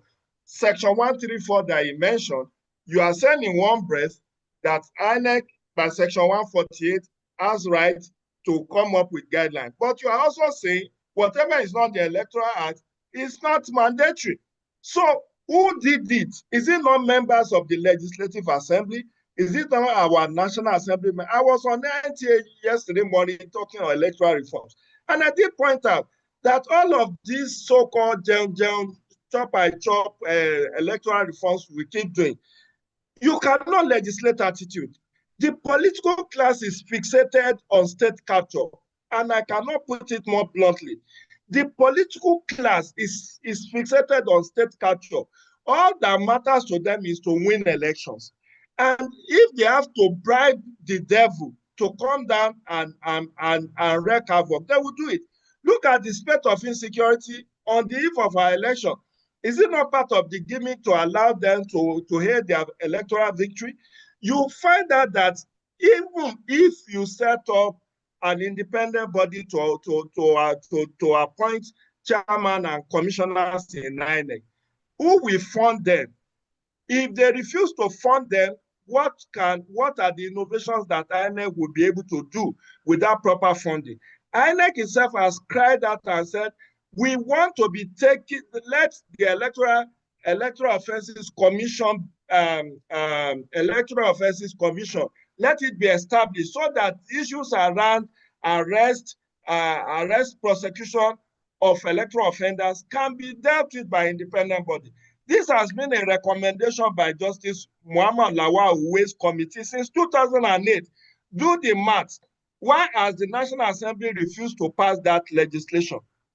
It's still on their table now. They are mounting it. They are talking about the same National Assembly that wants to fast track election dispute resolution in 6 months, and now say that they want to bring election back by 6 months, which means that by November next year, we should have an election. When the Electoral Act already says that if you are going to have an election, you have to give 1 year, 360 days notice to all the concerned parties for that election to hold.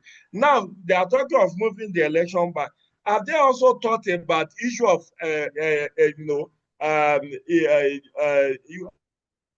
they want to take a cue from what happens in Southern Africa, where they have 2 weeks for election dispute resolution. The same politician will be the one to say that they don't have fair hearing, that they were ambushed, they didn't have enough time to collect evidence and all of that. So there will not be a perfect system anytime. What we need to do, and Professor Odikalu was very spot on, and I think I want to appreciate him for going beyond the topic of this discussion to also brought our attention to other stakeholders in the process, like the security agencies, like the judiciary, even the media is not exempted. I belong to the media, just like I belong to civil society. I've been writing for 35 years. And Nafisa, you got it wrong. I've written over 2,000 commentaries across over 80 newspapers. I've been writing since 1990. There is no topic under the sun. Today, my column in The Punch has been published. But what have we not said? The bottom line is that the political class is fixated on state capture. And it is not peculiar to Nigeria. We must understand that every other African countries you go to, they have similar stories to share, including South Africa, we saw the election in Cameroon, we have seen election in Cote d'Ivoire, we saw the election in Sierra Leone. We saw what has been the outcome of these elections, with only very few cases like that of Liberia and Ghana, being the very few exemptions. So everywhere politicians are, it's winner takes all. They want to win at all costs.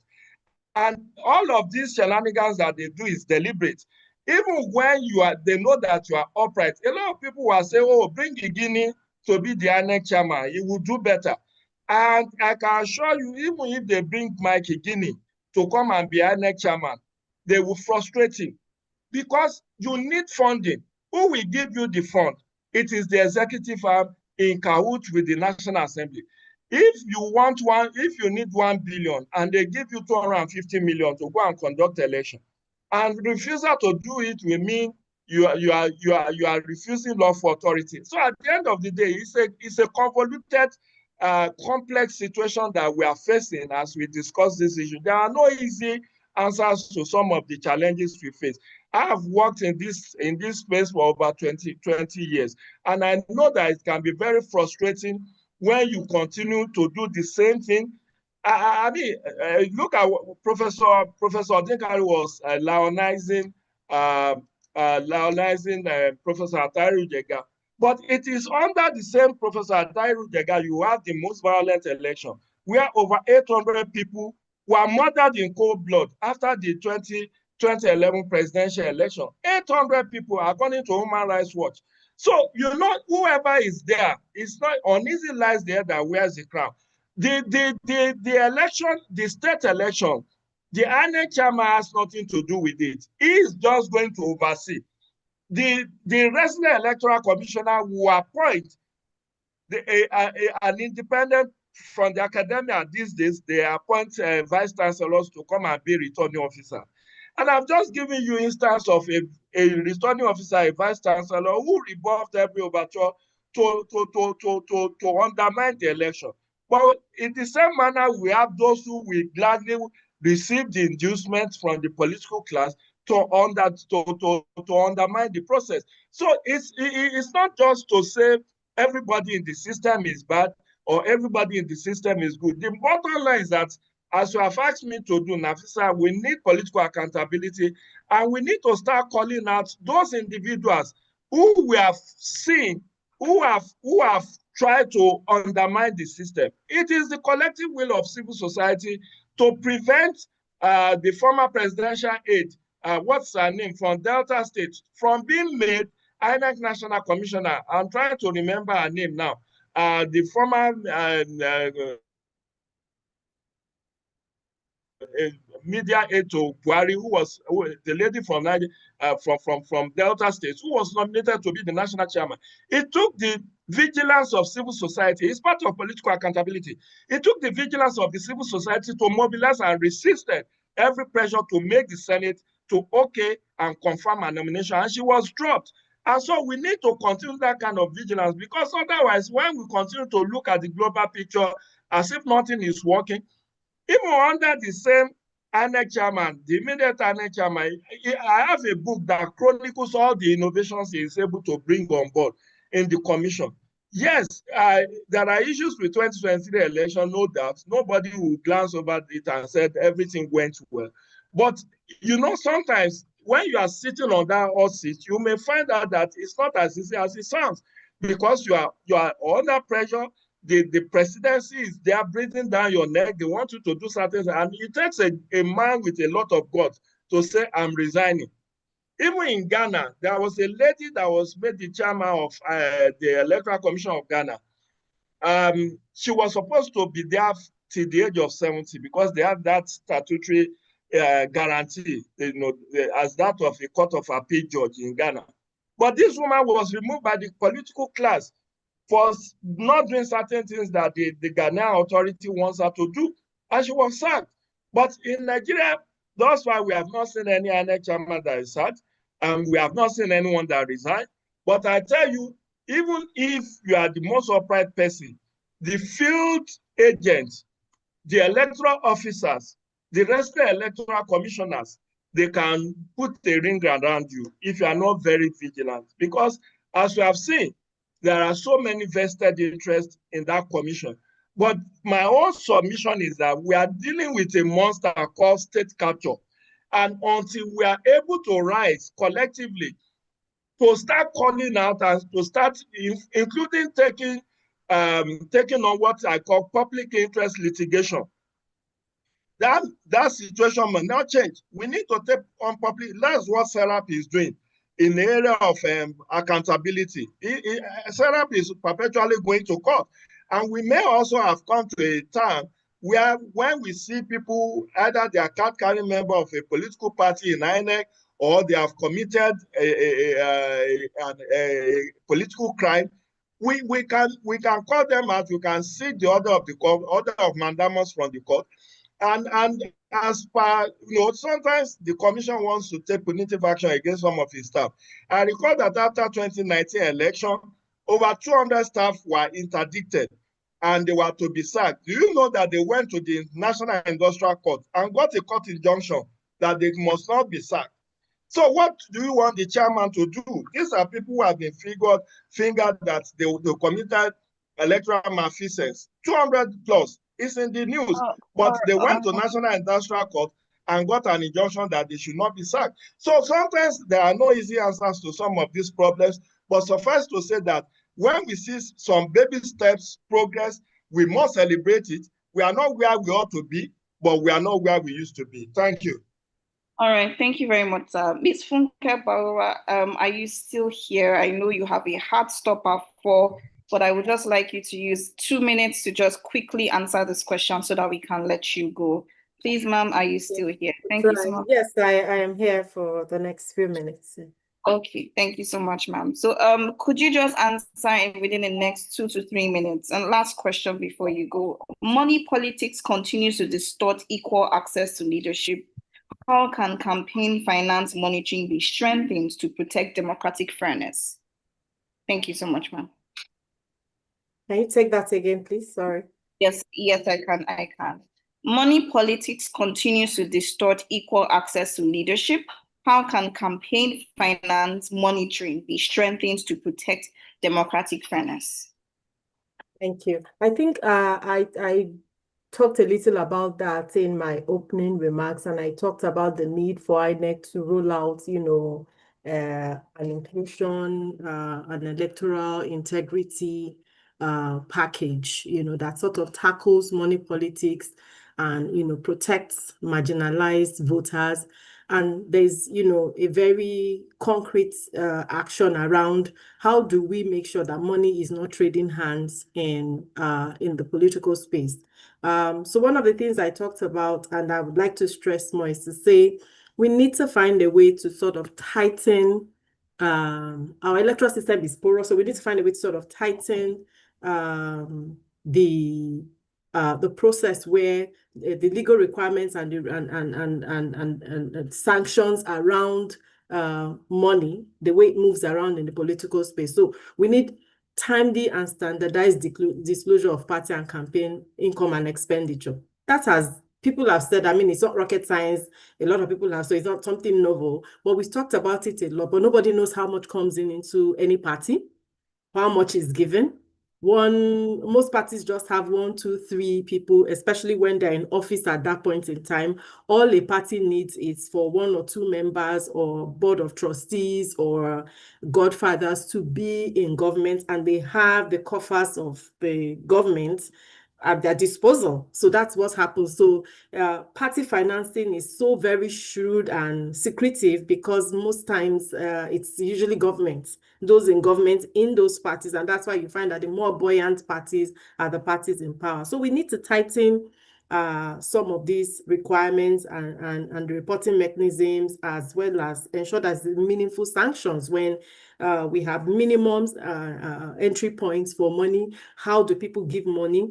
We need to be able to make sure that parties disclose how much is coming in and how much they are spending, with clear enforceable penalties for non-compliance. And civil society and observers have always repeatedly recommended that there should be stricter reporting and stronger penalties, especially after the 2023 electoral cycle. We still don't have that. How much can a party take from an individual or from a group of people or from organizations? There's so much, it's so much shrouded in secrecy that we don't even know. So before you even begin to recommend, what can be done, we need to sort of even open up the process at all. INEC needs to show us what exists, and then we need to reform the existing structure. There has to be also, number 2, after tightening the legal requirements in terms of how you give to political parties and the reporting mechanisms for that, it has to be open and plain. It should be outside. People should see it. You should be able to go to INEC website and say, this is how much PDP got this year, and this is how much PDP spent. This is how much APC, this is got, or APGA, or the numerous political parties, how much has come in, how much they spent, who has given to the parties. I read in the news a week or 2 ago, how a popular Hollywood personality, no, it's a musician, an artist after of the Fugees, one of the leading band leaders of Fugees. He's currently facing time in prison for some money laundering or electoral fraud of getting money from someone who was banned, and then, using that for the Obama elections, donating to the Obama election campaign. That sort of thing needs to happen. And it is when we have tighter legal systems to hold people accountable. We need to be able to open INEC website and say, this is how much is coming into all the parties. These are the people who gave. People need to have maximum thresholds that they can give. The second thing is real-time public disclosure and digital traceability. Technology is here. We should use it to our advantage. We need to be able to build an accessible digital registry. INEC should do that has party accounts, donors above thresholds, like I mentioned earlier, campaign expenditure, so that journalists or citizens, can scrutinize finances in sort of online real time. And, there have also, like I said, been recent civil society proposals calling for real-time monitoring platforms. The third thing should be a hybrid enforcement model where INEC is an independent regulator, but there are civil society platforms, and many of them exist. The Civil Society Situation Room, for instance, there are civil society organizations and groups. There are CDD, there's the YAGA, there's the PLAC. There's so many civil society organizations that can work with INEC to help strengthen existing statutory rules. INEC's reporting obligations like anti-corruption agencies and the legislation, and fund independent civic watchdogs that can run sort of parallel audits and spot checks and publish accessible briefings. This will multiply and aid the capacity of the electoral system and raise, the political cost of impunity when things are open, just like we're looking for in the finance sector and in the other sector where we're talking about beneficial ownership. There has to be that sort of system, with INEC. The concrete steps they can then take would be to, in the next electoral cycle, which is almost upon us, is to issue regulations that require monthly or let's say quarterly disclosures from parties with machine readable uploads to an open portal. This is not something you need to write an FIO something and say we need to get that. We must work with civil society consortia. So for instance, to pilot parallel financial monitoring during primaries and campaign peaks. Some of these findings can themselves even trigger formal investigation. The third thing is there has to be advocative. We have to advocate for legislative processes. For instance, clearer expenditure caps, donor disclosure threshold. I mentioned that, stronger sanctions, and then provide sort of the bills that the National Assembly can even pass this as if it's not currently in the electoral app. We know that money politics is the silent rigging of our democracy. And to confront it, we must, do certain things that will change. And these three things I believe that I've mentioned would help. First, full and fast disclosure. Parties and candidates should be required to publish their funding sources and spending in real time on a public digital portal. Second, independent monitoring and I said earlier, not INEC alone, with civil society groups and all that. They must work formally with civil society and journalists, investigative journalists, if you may, who can track suspicious flows and expose violations. And third, real consequences. Right now, penalties are weak and never applied. You can give $1 billion. One single person can give $1 billion to a political party and nothing happens until candidates actually lose eligibility, lose their seats, or lose access to public funding because of violations. The law is just a suggestion. It won't work. So if we want fairness in politics, money must be transparent, money must be traceable and punishable when abused. And we know that impunity sort of, carries the day in Nigeria. People can do anything. Those days need to be over. We need to be able to, find a way to curb those excesses that allows people to pump money into certain political parties without consequences. So finally, like I said, if we want fairness in politics, money must be transparent, money must be traceable, and it must be punishable when abused. Until we do that, we will continue to have a situation where money politics continue to distort equal access to leadership. Thank you. Over. Thank you so much, ma'am. I think the hands speak for themselves. The smiley hands speak for themselves. That was money must be traceable. And I think the other time I might have forgotten because there's just a lot of information coming in right now. But thank you so much, ma'am, for sparing the time to be with us. We know you have to go. Transparent and punishable. Yes, thank you so much, ma'am. Thank you, everyone. All right. Have a splendid evening, ma'am. And thank you so much to our other panelists for still staying with us. Because we have very limited time, I will please implore, we're going to do one more round of questions and then we're going right to the audience so that they can chip in a bit as well. Please let's keep our submissions to 3 minutes. Our time is really, really spent. It's been an amazing panel discussion, keynote session, and opening remarks. I'm going to go on to Madam NLB, and because we're really still speaking about accountability, we just spoke about campaign finance, INEC, and how money must be traceable, it must be punishable, and it must be transparent. And of course, civil society is, I'm not trying to overemphasize, but civil society is a critical backbone when it comes to enforcing or advocating for transparency and accountability. What additional support do civil society organizations need to hold electoral actors accountable in real time? Hello, ma'am, are you still here? You're still here. Okay, I can see she's still here.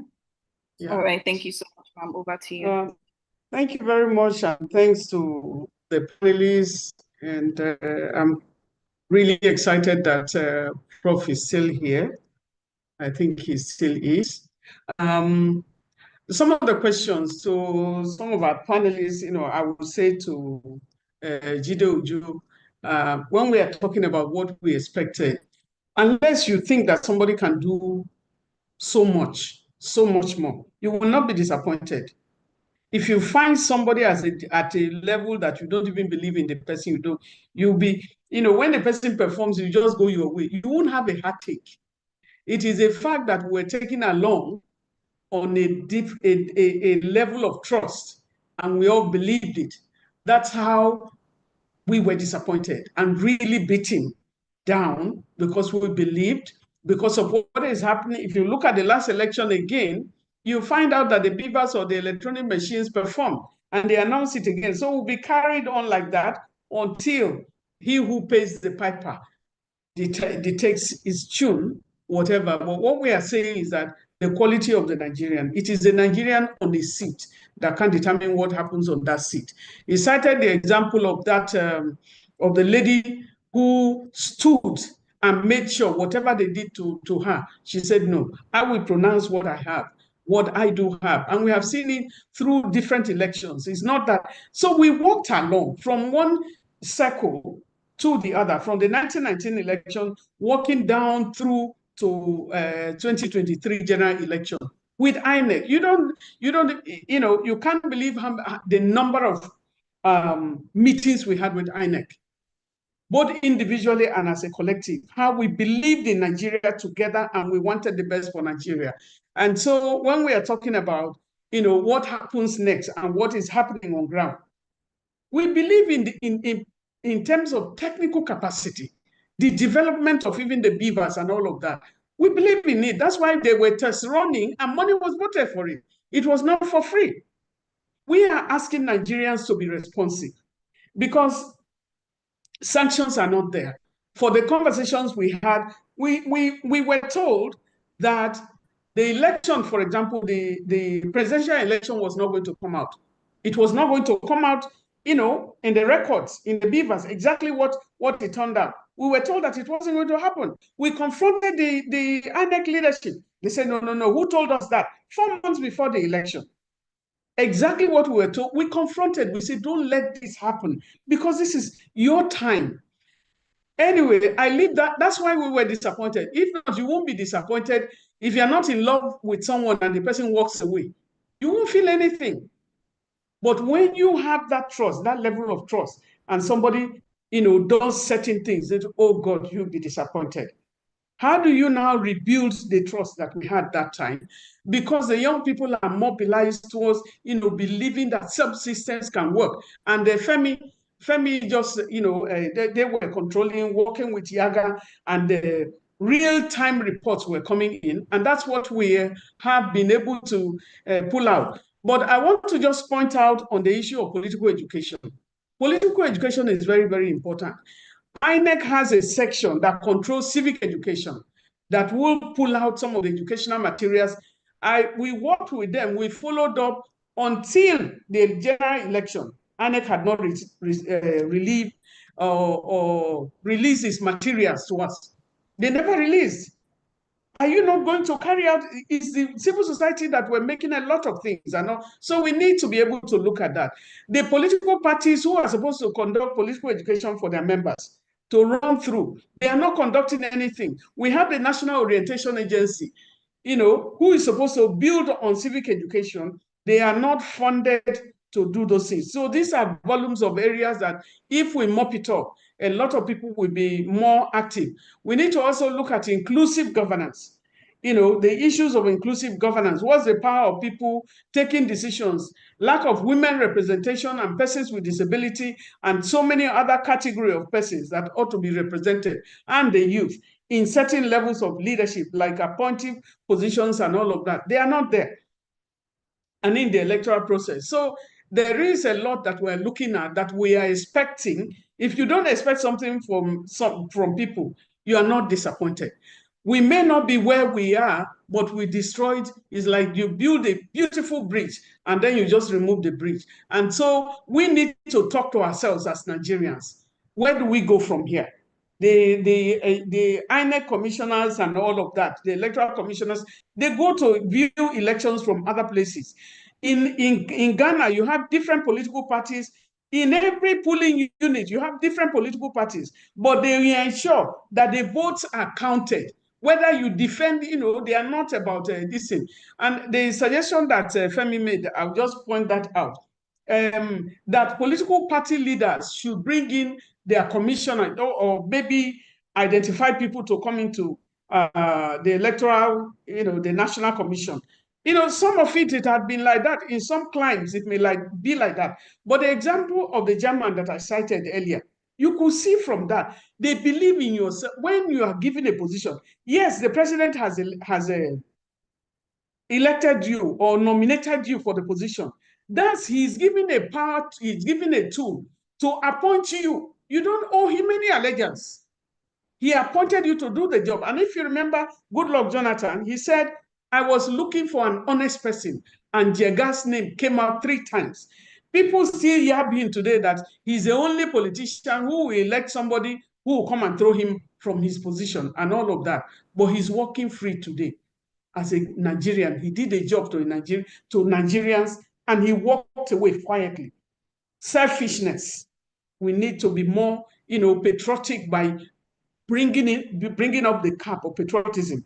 Believe in Nigeria. Let Nigeria be your number one. Your allegiance is to Nigeria. I pledge to Nigeria, my country, to be faithful, loyal, and honest. We are not even hearing anybody reading the pledge again. Maybe in primary school or in other schools, secondary school, you are not hearing it again.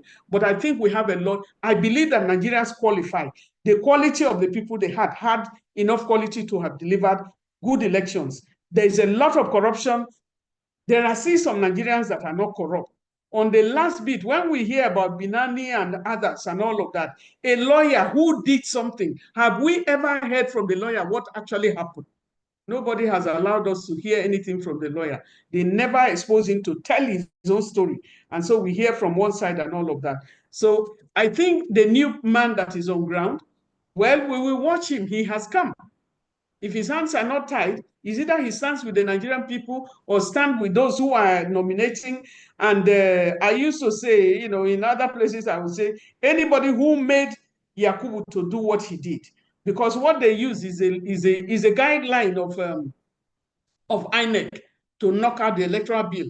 And as far as I'm concerned, when the law is confronted with a guideline, the law should proceed. They should have adhered to that. If any Nigerian, a good Nigerian, manages the Electoral Act, it can give us a perfect election. And we suffered for it, we contributed to it, but where we are now can only be determined.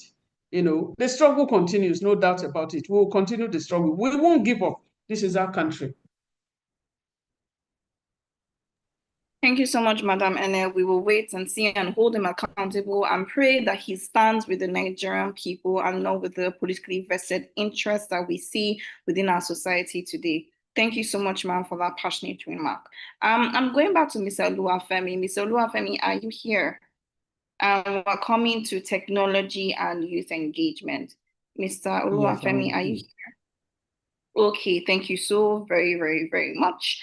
Now, we've heard Madam Ernest speak about political and civic education, and I think that this conversation is a throw for civil society advocates to even pick out, things that can be implemented ahead and advocated for ahead of the 2027 elections that we need to focus on. So it's a really rich trove of insights and information. So we've heard Madam Ernest speak about political and civic education, right?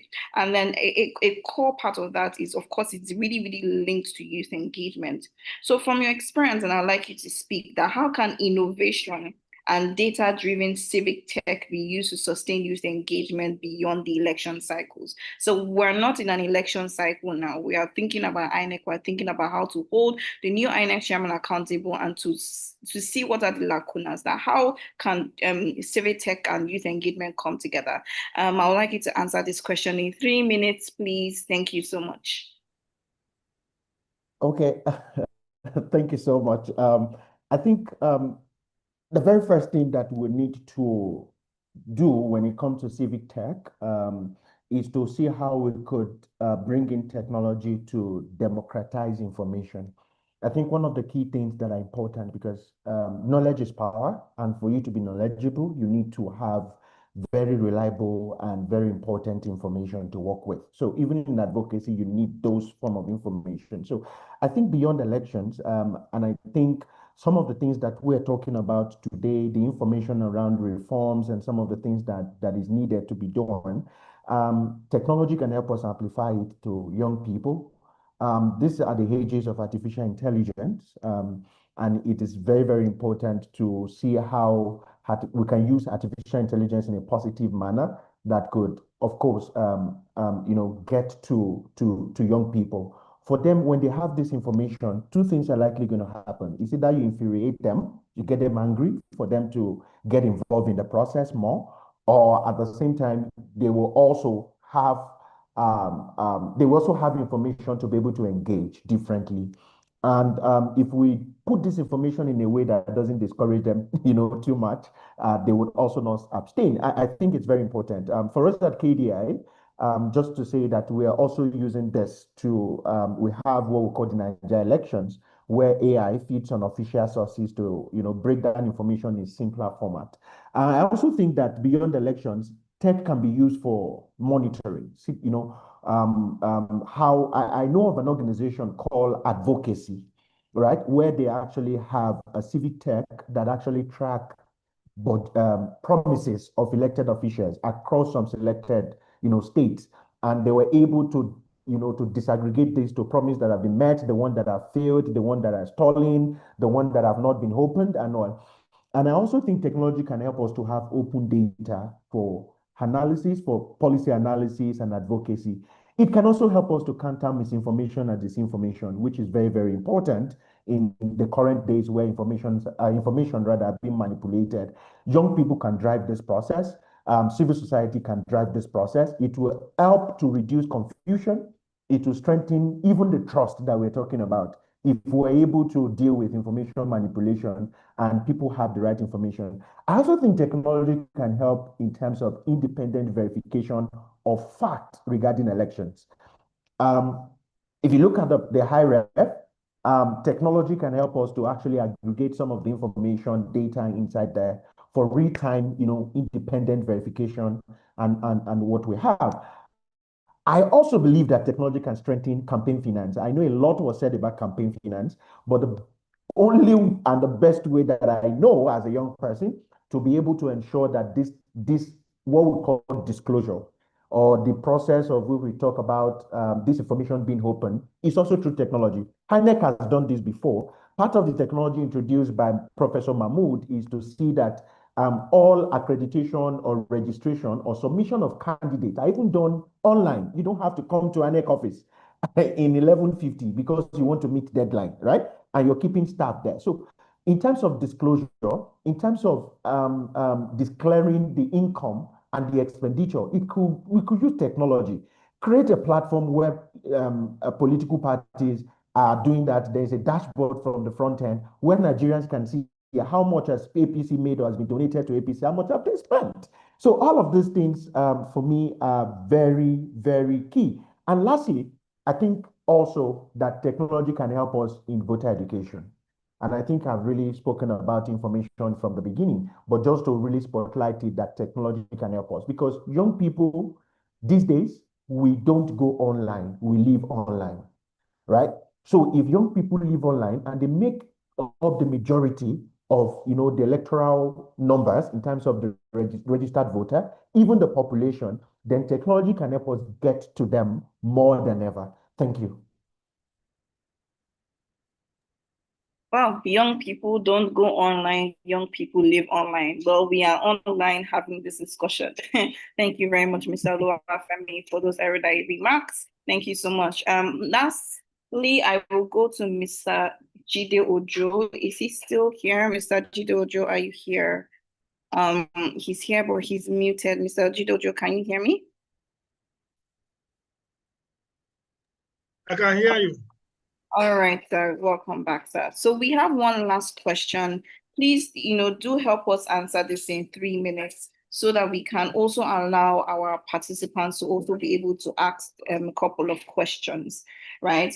if, the closing remarks, basically, if you were in front of the INEC chairman, the current INEC chairman right now, what is the one key thing that you would tell him to do to restore public trust in the INEC and the electoral system institution? I would simply tell him to enforce the laws. There are so many laws that even I have worked in the area of campaign finance for about 20 years, training politicians on how to comply with the campaign finance regulations and all of that. But not so deaf as those who will not hear. There's a culture of impunity that it needs to dismantle.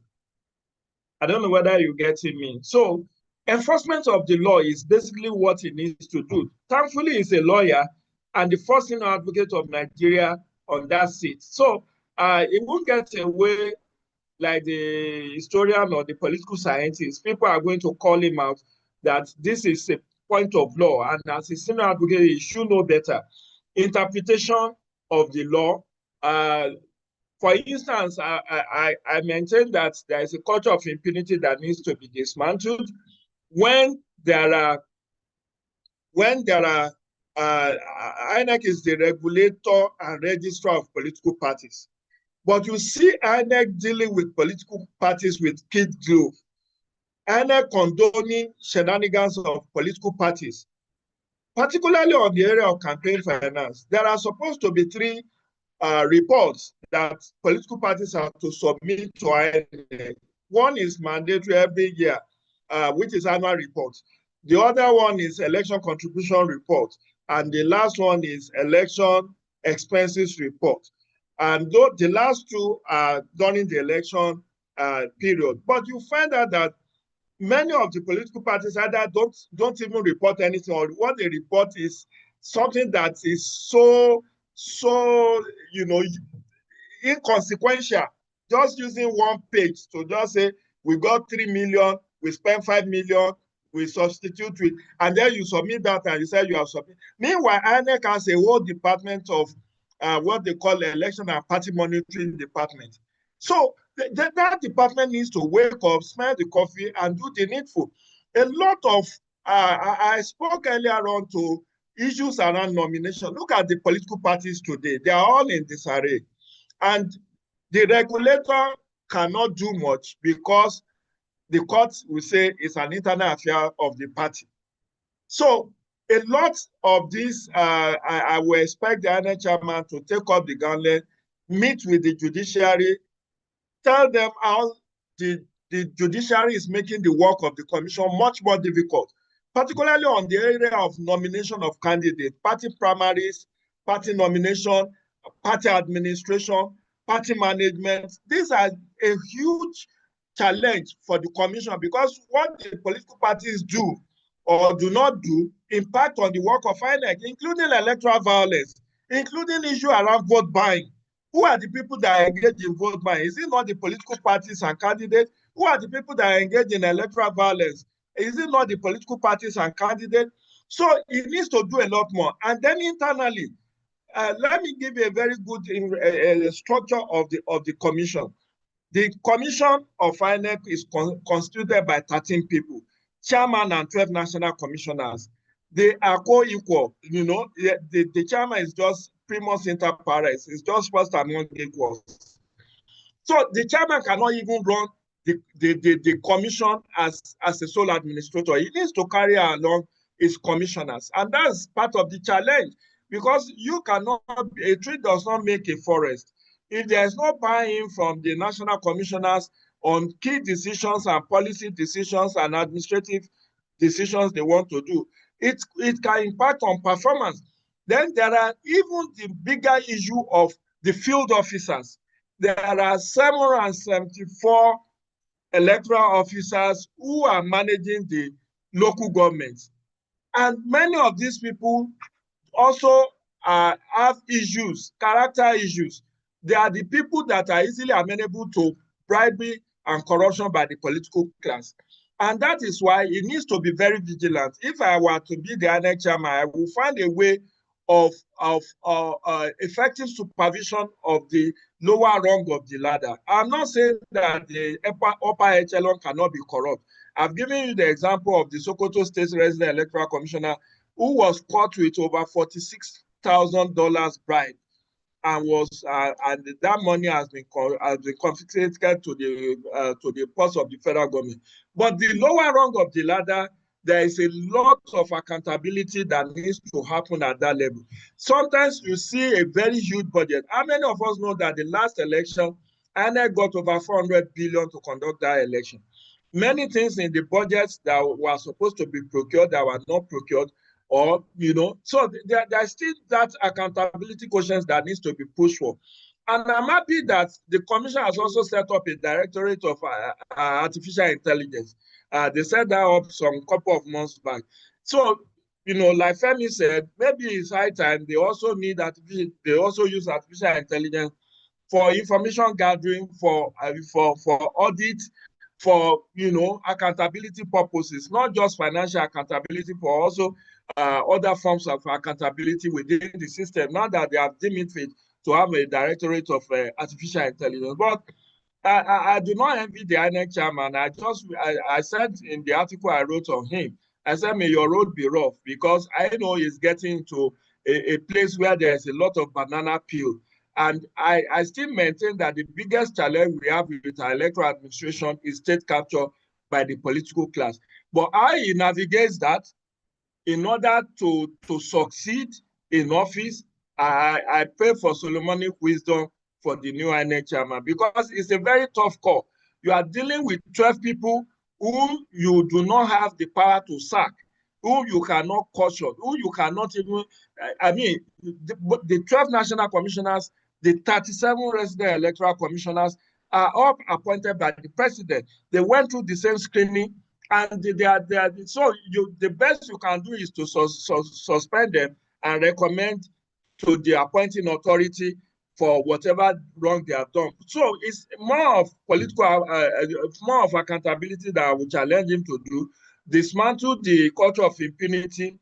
When any staff, whether ad hoc or permanent staff, when they err, there must be punishment. And when they excel, there should also be commendation and affirmation of those who are doing well. But I do not agree with that over 16,000 staff of the commission are all bad, or they are all corrupt, or they are all useless. I think those elements within the system who are giving the commission a bad image needs to be fished out and appropriate sanctions meted against them. That would be my key word to him if I get an opportunity to meet with him. Thank you so much, sir. So we pray on, the national chairman, Solomonic wisdom indeed, because he is in a place full of banana peels. Thank you so much for that analogy, Mr. Jide Ojo. And now we have come to the place where I think we can take 3 questions from the audience. 3 questions from the audience, 1 minute each, because we are fast. Time has gotten away from us. It's 4:31. That's 2 hours, 31 minutes. If we have anyone from the audience who would like to ask a question in a minute, please raise your hand. To the technical support on the webinar, I believe attendees should be able to raise their hands and speak. Yes, I have seen one attendee raise their hand already. I don't know who that is. Yes, Mr. Benga Adeshunloro. Oh, I'm sorry if I didn't pronounce that right. Please, can you unmute yourself and speak your question in 1 minute, please? 1 minute. Okay, Talking is permitted. Thank you. Okay, 1 minute. one. Thank you very much. Yes, I'll go straight to the point. Now, I'll give 2 instances, 2 policies of government. One, the issue of NIN and TIN.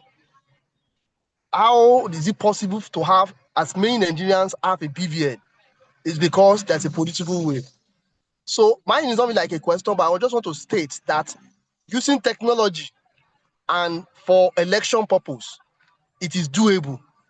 And that should be the voice of every civil society, every Nigerian to the government. They don't want to do it because they know it will take the power of manipulation of the election from them. So if it's possible to have almost every Nigerian have a BVN, then we can use technology to vote. So that is just it. So we should not allow any sentiment. Oh, educational level, technology, internet service provision, all those things have been budgeted for by INEC. If the framework is approved, so let's push for this electoral reform to include mandatory transmission of election results in real time. Once that is done, I can tell you, it will be difficult for politicians to manipulate the election process. Thank you very much. Thank you so much, Mr. Benga. Thank you so much for your feedback on the conversation. They have been well received. Thank you so much. I was just checking to see if we have any questions in the chat box. We do not have for now. Please, we have 2 more spots for anyone who would like to ask some questions. We have Vincent Okushi. Please, can we, let me see. To talk, yes, Vincent, please go ahead in 1 minute. Please, your question or your feedback. Thank you so much. And then we have Ekpenyong edits, okay? And we've closed the boundary for people who can ask questions. Mr. or Miss Vincent, please, could you go ahead? Ms. Vincent, good afternoon, everyone. Hi, good afternoon. Thank you very much. It was really an insightful meeting, so to say. Though I joined late, but at least I was privileged to listen to Madam Ene and Dr. Jido Ojo. I want to say, the civil society organizations, I think you people need to do more when it comes to election monitoring. I was in Anambra for the just concluded Anambra governorship election, and I saw the way vote buying turnout and voter apathy. So a lot needs to be done. And during the situation room, the civil societies that were there were not able to hit on the nail and say, no, this is what happened at polling units, and demand for immediate, will I say immediate cancellation or so. So I discovered that all the civil society groups were trying to be diplomatic when they are reeling out their observations. So I think civil society groups need to do more, because if we continue like this, 2027 will be too difficult, will be a different thing entirely. So that is what I have to say. Thank you. All right, thank you so much, Vincent.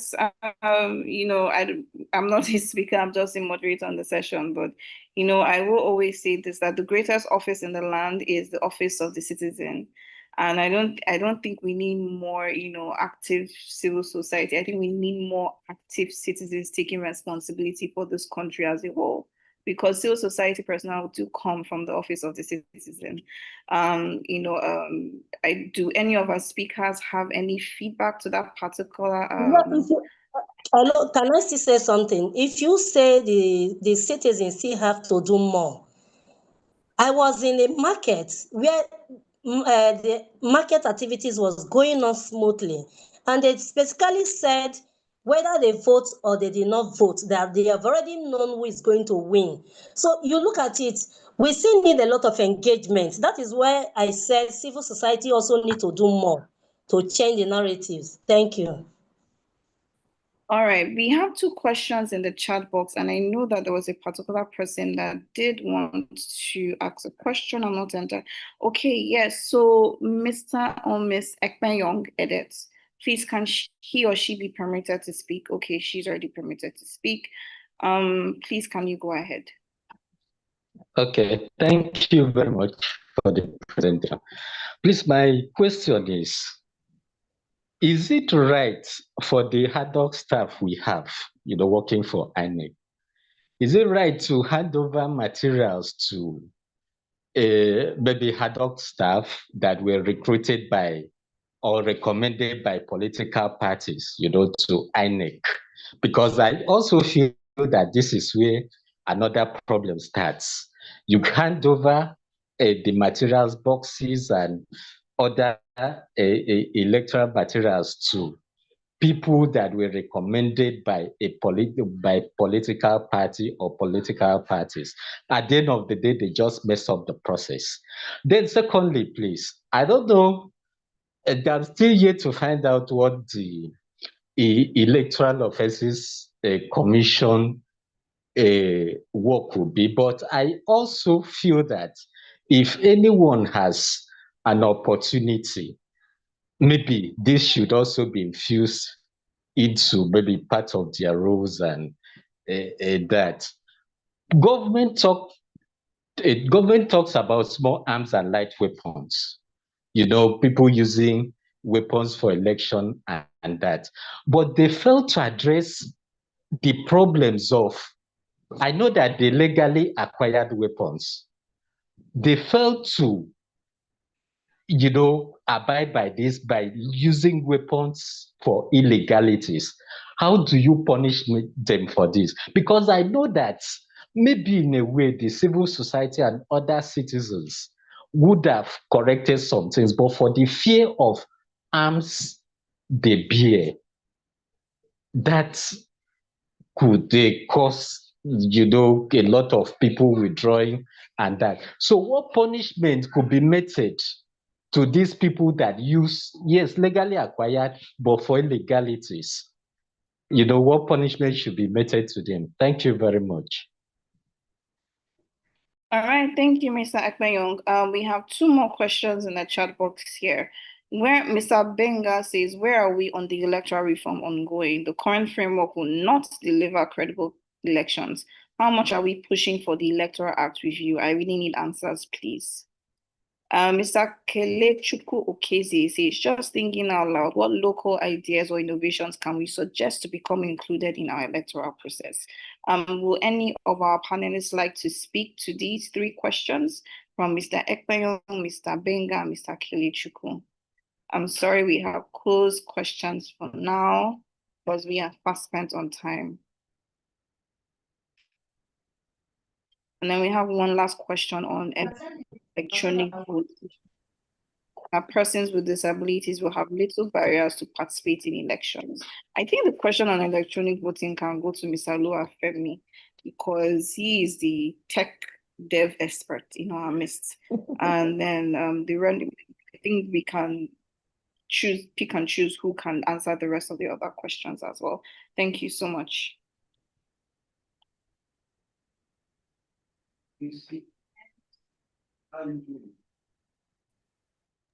Yeah, let me allow Madam. Oh, okay. I was waiting that my mommies and my daddy speak first. But okay, so on electronic transmission of election result, I think it's basically a conversation. For me, I think it's basically a conversation that goes down into the legal framework. So much have been said around the law. I'm trying to really remember if it is section 65 now that already, gave this whole backing to technology in the process. And the provision or the clause was actually coined in a way that do not restrict INEC to a particular thing. It did mention electronic devices and all others. So I think basically that's one thing I'm trying to say, that the law as it stands already make allowances for that. And I know that as for information purposes, INEC had actually done a bit of work, market feasibility studies. I know there were presentations made to the past, the Professor Mahmoud Yakubu-led administration. And I'm also glad that a good number of national commissioners are still working with the current chairman, the newly appointed chairman, about electronic transmission. What are the models? What are the machines? What are the ways it could be done? So I think for me, in terms of electronic voting, I am not sure we need any form of legislation to get that operationalized. But INEC has always been, with every other technological introduction, INEC has always been in a position to say we shouldn't take out the current manual process in case technology fails. We need to have an alternative, what to fall back on. So, and I think for me, I've also been opportune to see devices for electronic voting, not internet voting, electronic voting, that also do not eradicate the paper trail. So I've seen in the US where people vote with a machine, it prints out their ballot, and they will still be able to drop the ballot into a safe, box. And that paper tray is basically for control. So, and I think we could actually, technically adopt such because of the conversation around trust in the system. I think for me, that's my recommendation regarding that. It's just for INEC or the new, Professor Amukito led, commission to also see how that, how that could be functional or operationalized. But I think the legal framework has, is clear on that. I think there's a question that I just want to quickly weigh on, which is the question around electoral reform. I think the current state of things from, from the standpoint of information is every of the committee conversations have been concluded. The last joint committee retreat of electoral matters, it has been done. And we hope and we think that any moment from now, next week, the voting will be done in the floor of the parliament, in the National Assembly, clause by clause consideration, and see what it turns out to be, and possibly transmitting to the president. We hope that all of this will be done, especially the voting aspect, before the end of the year, or or stakeholders closes, operations, or offices closes operation for the year. I'm not also sure what the calendar for National Assembly to close for the year also looks like, but we hope from information that within this week and next week, this week, that's tomorrow, next week will be either Tuesday or Thursday for them to vote. On constitutional amendment, that also borders on electoral reform. I'm also aware that the committee, the joint committee, or both the House and the Senate on constitutional amendment, they've also done their last joint committee retreat, which is on Monday. That has been done on Monday. And we also look forward for them to, to consider this bill, constitutional amendment clause by clause, in coming weeks, and for us to see. So it's hard time for us, civil society, young people that are involved in this process of advocacy or advocating for, amendment in the process, regardless of the recommendation you are pushing or you believe in. It's that time we engage at our representative at the constituency level. We need to also let them know that these are some of the things people are saying. The special seat bill or reserve seat bill for women is also part of this process. And all of these things need, engagement at that level. The media needs to be full of this conversation. There's, agenda settings around some of the progressive or some of the very important amendment and the process. And for young people, we need to also fill the internet with all of this conversation, so that these legislators are also understand that young people, Nigerians, are interested in this process, and they want some of these recommendations to skate through or pass through the voting process. Thank you. All right, thank you, Mr. Oluwafemi, for those remarks. Thank you so much. I do have to apologize to the House. I need to quickly drop off. I had to step away from another meeting in order to do this. So once again, I want to say a huge thank you to Global Rights for bringing up this conversation, and to our great panelists. My colleague, Ms. Damilola, is she here? Will then support to just round up the last couple of questions. Ms. Damilola? Hello, thank you very much, Nafisa. I will take over from you. All right, thank you so much, and have a good evening, everyone. It's been great being here. Thank you so much, everyone. Yeah, have a lovely evening. Well done, Nafisa. You've done well. Thank you so much. Well done, Nafisa. Well done. Thank you, everyone. Thank you, Ma. Thank you so much, Mrs. Eniojo. Thank you so much, my Egbon, Mr. Ojo. Thank you so much, Femi. All right, thank you very much. Sister Funke, thank you so much. And thank you so much to our audience. You've been wonderful.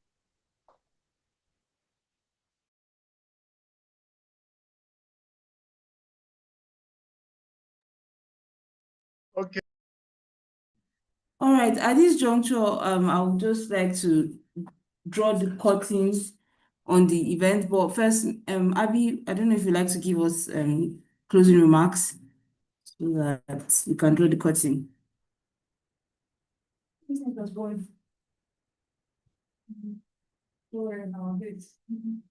Ma, can you hear me? Hello? Hello, if you can hear me. I think there was a question by someone, there was a reaction, or is it a feedback from someone on the on civil society organizations, looking at vote buying in Anambra State, that people did not speak out. The civil society situation room, it came out clearly to say that there was a lot of vote buying, and they came out with statistics and all. This was done, and all the parties were called out that they were all buying and selling. I think they were telling to say that as well. So they didn't cover their mouths. But the fact is, even in 2021 election in Anambra, we had the issues of vote buying, but people were staying back and wishing for their parties to win. And the logic there was, why you are staying back, you say my party will win, who will be the voters? And we had a whole lot of things going on there, and whatever happened, Nigeria is just, we're a long way from facts on ground and moving forward. When we are talking about the ad hoc staff recommended by political parties, that is why I'm asking and urging that we become more Nigerians than being on our own terms. Who you are, whether you are a politician, whether you are the president, whether you are the IGP, whether you are the commander in any place or a minister in any place, first be a Nigerian. Let your allegiance be to a Nigerian. Remove the selfishness and build a new country and build a better country for yourself, rather than answering to somebody because they appointed you. They appointed you because they need a workforce to be in that environment. We need to respect the country called Nigeria. So whether it is from a political party or whoever brings you on board, we try to sanitize the system, but this is not going away soon, unless even the political parties, those in political parties, the citizens there can uphold their country, its honor and glory. I want to say a big thank you to Global Rights for inviting me, for this. I think it's been quite productive, and I'm glad to be here. Thank you so much. I don't know if Professor Odinkalu is still here. I think he's dropped off. If not, he would have responded to some of the things I say, but I'll follow him up. Thank you so much. Thank you very much, Ma. It's always wonderful to have you here and every other veteran we've had today. So, Ma, I don't know, Abby, if you're still on the call, if you'd like to give us any closing or concluding thoughts or words.